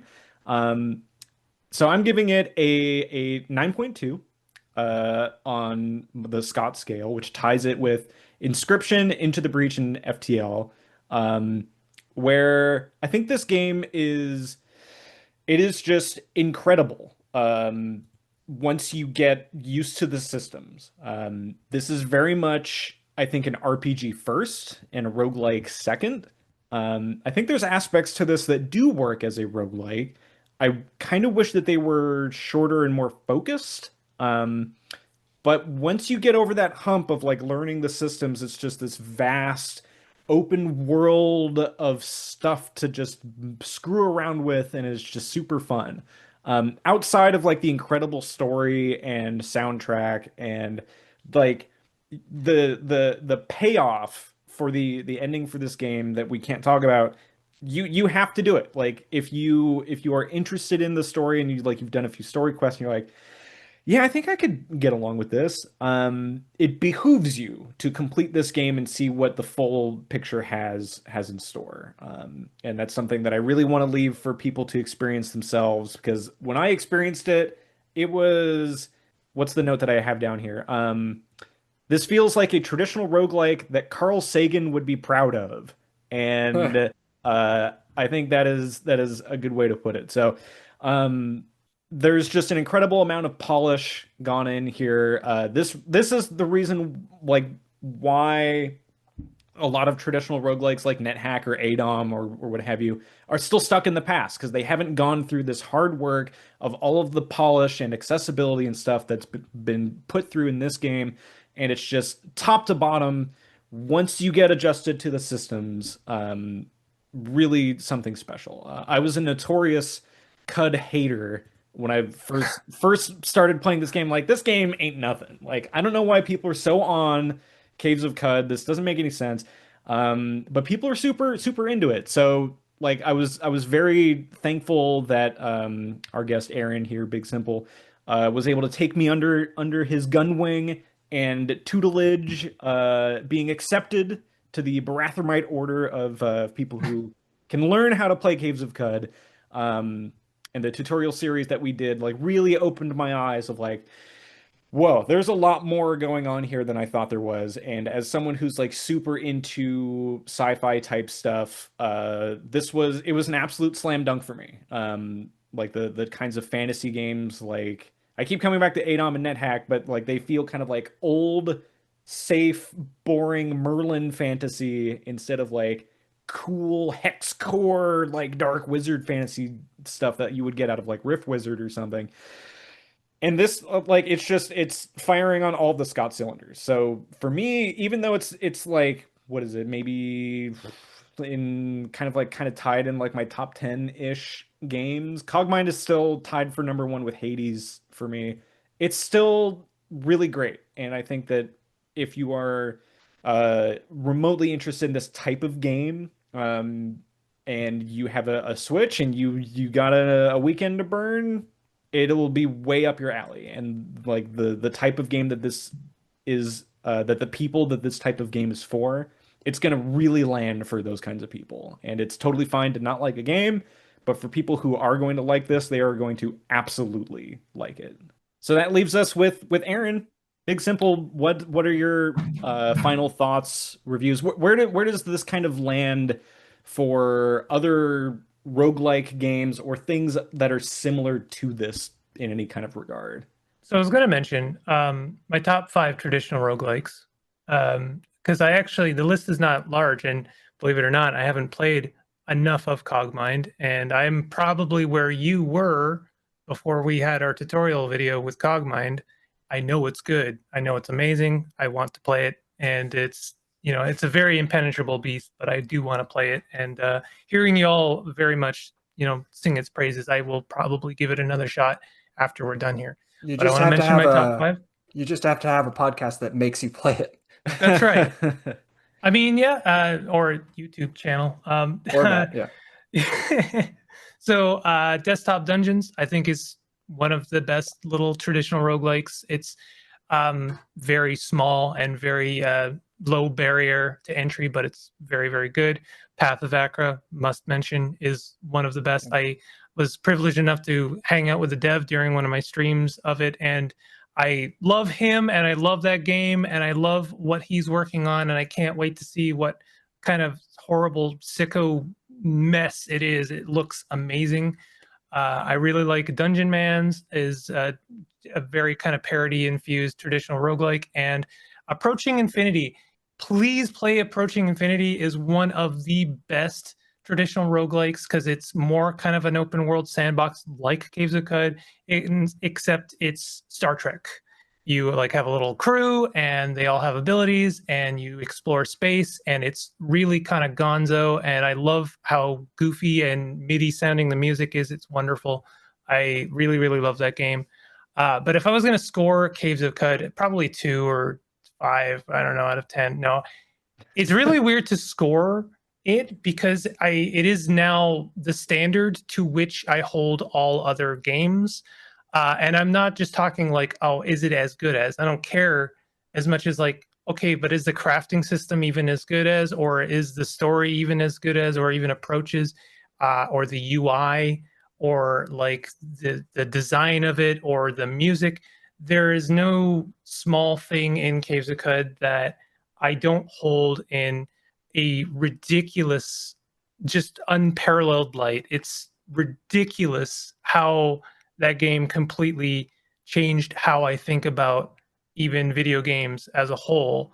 And it helped me in a lot of ways break out of my gamer brain, which is kind of like, it's not about being good at a video game. Stop trying to be good at video games. You're hurting yourself. Actually sitting down, stopping, breathing for a second, reading something, and like trying to take in the world as more than just something to break over your knee is a really important lesson. And Caves of Cud helped me do that. And very few others have managed to even, I don't know, so many games invite me to like, please come into my house and break my living room, just kick and scream and, you know, topple everything over. And Caves of Cud is one of the few games that like sits you down and is like, stop, please. Like just actually stop and think and breathe for a second, because if you don't, you're going to drive yourself insane. So it's definitely a 10 out of 10, but I wouldn't even say that. Like it's outside the scale for me. But also, last thing I wanted to say, I don't consider it a traditional roguelike anymore. I think it's just a really good RPG. I definitely recommend people playing it on roguelike, on roleplay mode, unless you want to drive yourself insane. I like that classic is there, and I do play on classic sometimes if I just want to honestly, if I want to do what you're looking for as a daily, just jump in and start a character on random. One of my favorite things is take a whole bunch of the genos that give you random mutations when you level up, maybe. And I just like to try and roll a really good mutant and see what I get. And so that's kind of my short way of playing Caves of Cud. But if you are looking for another game like Caves of Cud, I want the only one of the few games that kind of approached it a little bit was Moonring. It's a more of an open world RPG and a similar kind of style. Yeah, and it's very, very good. Well, yeah, that's gonna land Caves of Cud on our listing of how many games have we played here total. 84 or no, 83 games. There's a row header here. 83 games. Caves of Cud lands somehow. The landing pads have placed it at number 4 out of 83 games that we've played, which I think is astounding. It is a marvel that that it was able to get so high. For context, we've played 15 traditional roguelike games. Cogmind is number 22 on the list, mostly because Will was dragging down the average. But yeah, for Caves of Cud to make it into our top 5, I think is high praise. So yeah, and like the ones above it are Slay the Spire, Hades, and Bellatra. So like you're in rarefied company here. Like yeah. at games that many people could say this is my favorite game of all time. Yeah, I can 100% see why people dump hundreds, if not thousands, of hours into this game. But yeah, so we have a similar games segment. Aaron, you kind of beat me to the punch on a number of these, but well, we've done previous episodes that I think are somewhat similar here. Tales of Maj'Eyal did not rank so highly, but is another kind of open world game that's more of RPG first, roguelike second. We didn't particularly like Cataclysm Dark Days Ahead, but I can see where some people might squint and see overlaps between that and here to some degree. I kind of skipped over all the bullet points that I had about Noita being more similar to this than we might think, despite it being real time and effectively a totally different game. But those are some previous episodes that we've done here.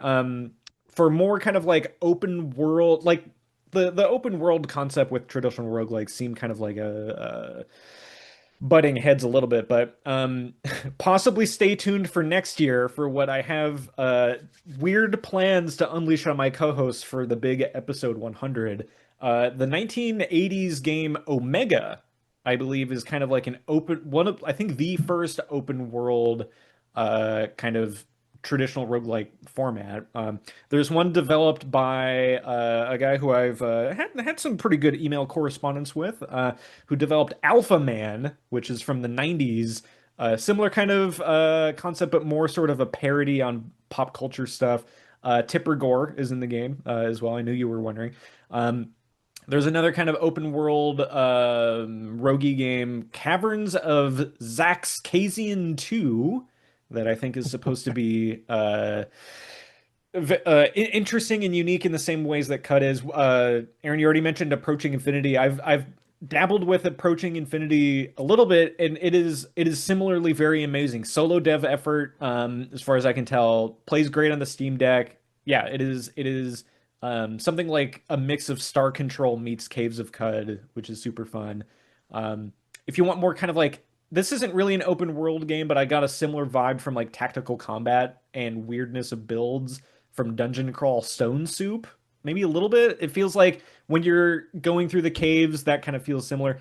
Dwarf Fortress Adventure Mode should probably be mentioned here as something big, open worlds, procedurally generated quests, question mark. Moonring, Aaron, you also mentioned like top notch, like also RPG first, but absolute top notch. Tangle Deep, I haven't played a whole lot of, but yeah, amazing art design and sound to it. I guess maybe lastly here, Ancient Domains of Mystery. That one's kind of like the titular big like this that one was like the Cud before Cud, but in medieval fashion, but also still like RPG first. And I don't know, but from what I've dabbled with it, I was not nearly as impressed with that as I was with Caves of Cud. So give those a look. But yeah, as we wind down here, you can send in all of your stories about cuddom to our email, grogpodzone@gmail.com. I have been cud posting almost daily for the past 2 weeks on our Mastodon at grogpod at gamedev.place, just trying to help hype up for our part 2 here. Grogpod.zone is the website that has all of our rankings, past episodes, links to interviews and things that we've done, all sorts of good stuff. But yeah, before we go, Aaron, where can people find your stuff? You can find me on YouTube at Big Simple. I'm pretty sure I'm still. I'm not the only Big Simple. There's a rapper apparently, but I'm the more prevalent. I'm more on there. But I do want to mention, if this is my moment to shout out, or like do a whatever. I am running. Plugs. When is this? Sorry to break the fourth wall here. When is this going up? Well, we are here at Grogpod Industries blessed with a very talented team of hundreds of interns who slave away in my basement to get these episodes out basically as fast as possible with as little editing as possible, so that way I can go to bed before midnight. But yeah, usually pretty fast, like typically within a few hours of us hitting Wow. the end record button. Yeah. Well, in that case, I'm going to be doing a stream this Friday, a rare stream from me. I'll have one of the modders and also one of the people who did a talk from the Roguelike Celebration books, who we often, or every year, will basically look at the mod jam mod submissions for Caves of Cud, and there was that's a fun. huge Halloween mod jam for Caves of Cud. Always really fun. We get to look at people's weird Franken beasts creatures there, and everything is like really super genuine. It's always really cool. A lot of submission, more and more submissions every time. So that'll be this Friday on my channel at 6 p.m. EST. If you want to catch me and books as we go through the pile. Cool. Sweet. And so that's Friday, November 7th. 7th. Yeah, thanks. I should have mentioned the date. It'll just be mentioned the date. perpetually whatever Friday is from when people are listening. Every Friday we'll be stuck in a Caves of Cud like time loop, temporal fugue, Yeah. Well, I mean, that's also where you can see our tutorial series that we did there. Eight hours worth of content. If you want more of that. Yeah, I thought it was a lot when you first started talking about it, but now I understand how and why, and Yeah. how it could have gone much longer. Yeah, I guess maybe one other thing to shout out here for similar stuff. If you want more Cud stuff, the Eggplant podcast has done a very good Into the Depths series on Caves of Cud, where I think they've done like 5 or 6 episodes, each one like bordering 3 to 4 hours long, of like the 3 to most 4 hours long. I know nothing about being on a show like that. But yeah, if you wanted all of the deep insights onto like insights into how like the game was developed and what people were thinking of the time, and interviews with people who did the side quests and all of the stuff, like we could not have fit all of that in even just 2 episodes here, but that's where it can really be done justice. So give them a look-see. They've done an incredible job with their podcast on their UFO 50 series as well, which is a stay tuned and a half here. Maybe not for all 50 games, but we'll see. Well, as we wind this epic 2-parter down here, we have to give a preview for what our next very traditional roguelike game will be coming up. As we've been on a train here of games that I think are kind of skirting definitions of what roguelikes are, but with good reason, because Actually, this wasn't our idea. The listeners wrote in for us to do this. So really, it's your fault, listener, for doing this to us. Our next episode is our listener request week, and we are covering actually, what year was this released? We are covering 96. 1997, or actually, well, it says the initial release date. Is that right? December 31st, 1996. It is. I guess it is a 96. Right at the last possible second. We are talking Diablo Oh wow. for our next episode. So really, Indeed. So continuing- if you didn't think this game was a traditional roguelike, well, you but I say with Well, I good, know certainly someone got who's something in store.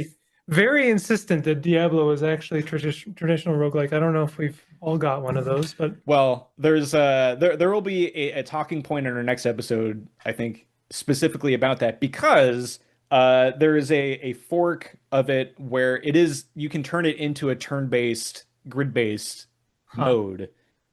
Which then, hey, you know what? Berlin interpretation, you got all your checkboxes, so get Diablo in there. It's part of the big tent.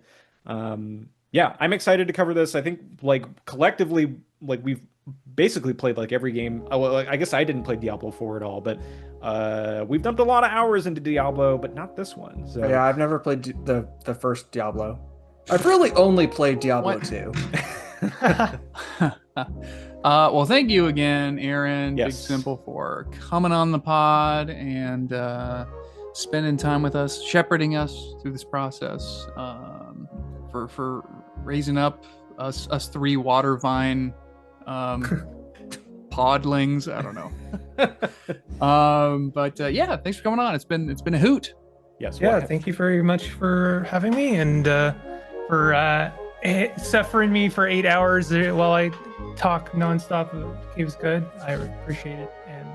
And yeah, no, it's been a good time. I'm hoping I'll have some more series coming up for Caves of Good, as I usually am want to do. Can't leave the game for too long, you know. well, we'll be sure to check that out and be open to having you back anytime for some other games and stuff as well. But yeah, I think as we wind down this, we'll start winding up that play out music. But we'll leave you here from this epic 2-part special on Caves of Cud. We will bid you 1,000 years of remaining forever rustless. Live and drink.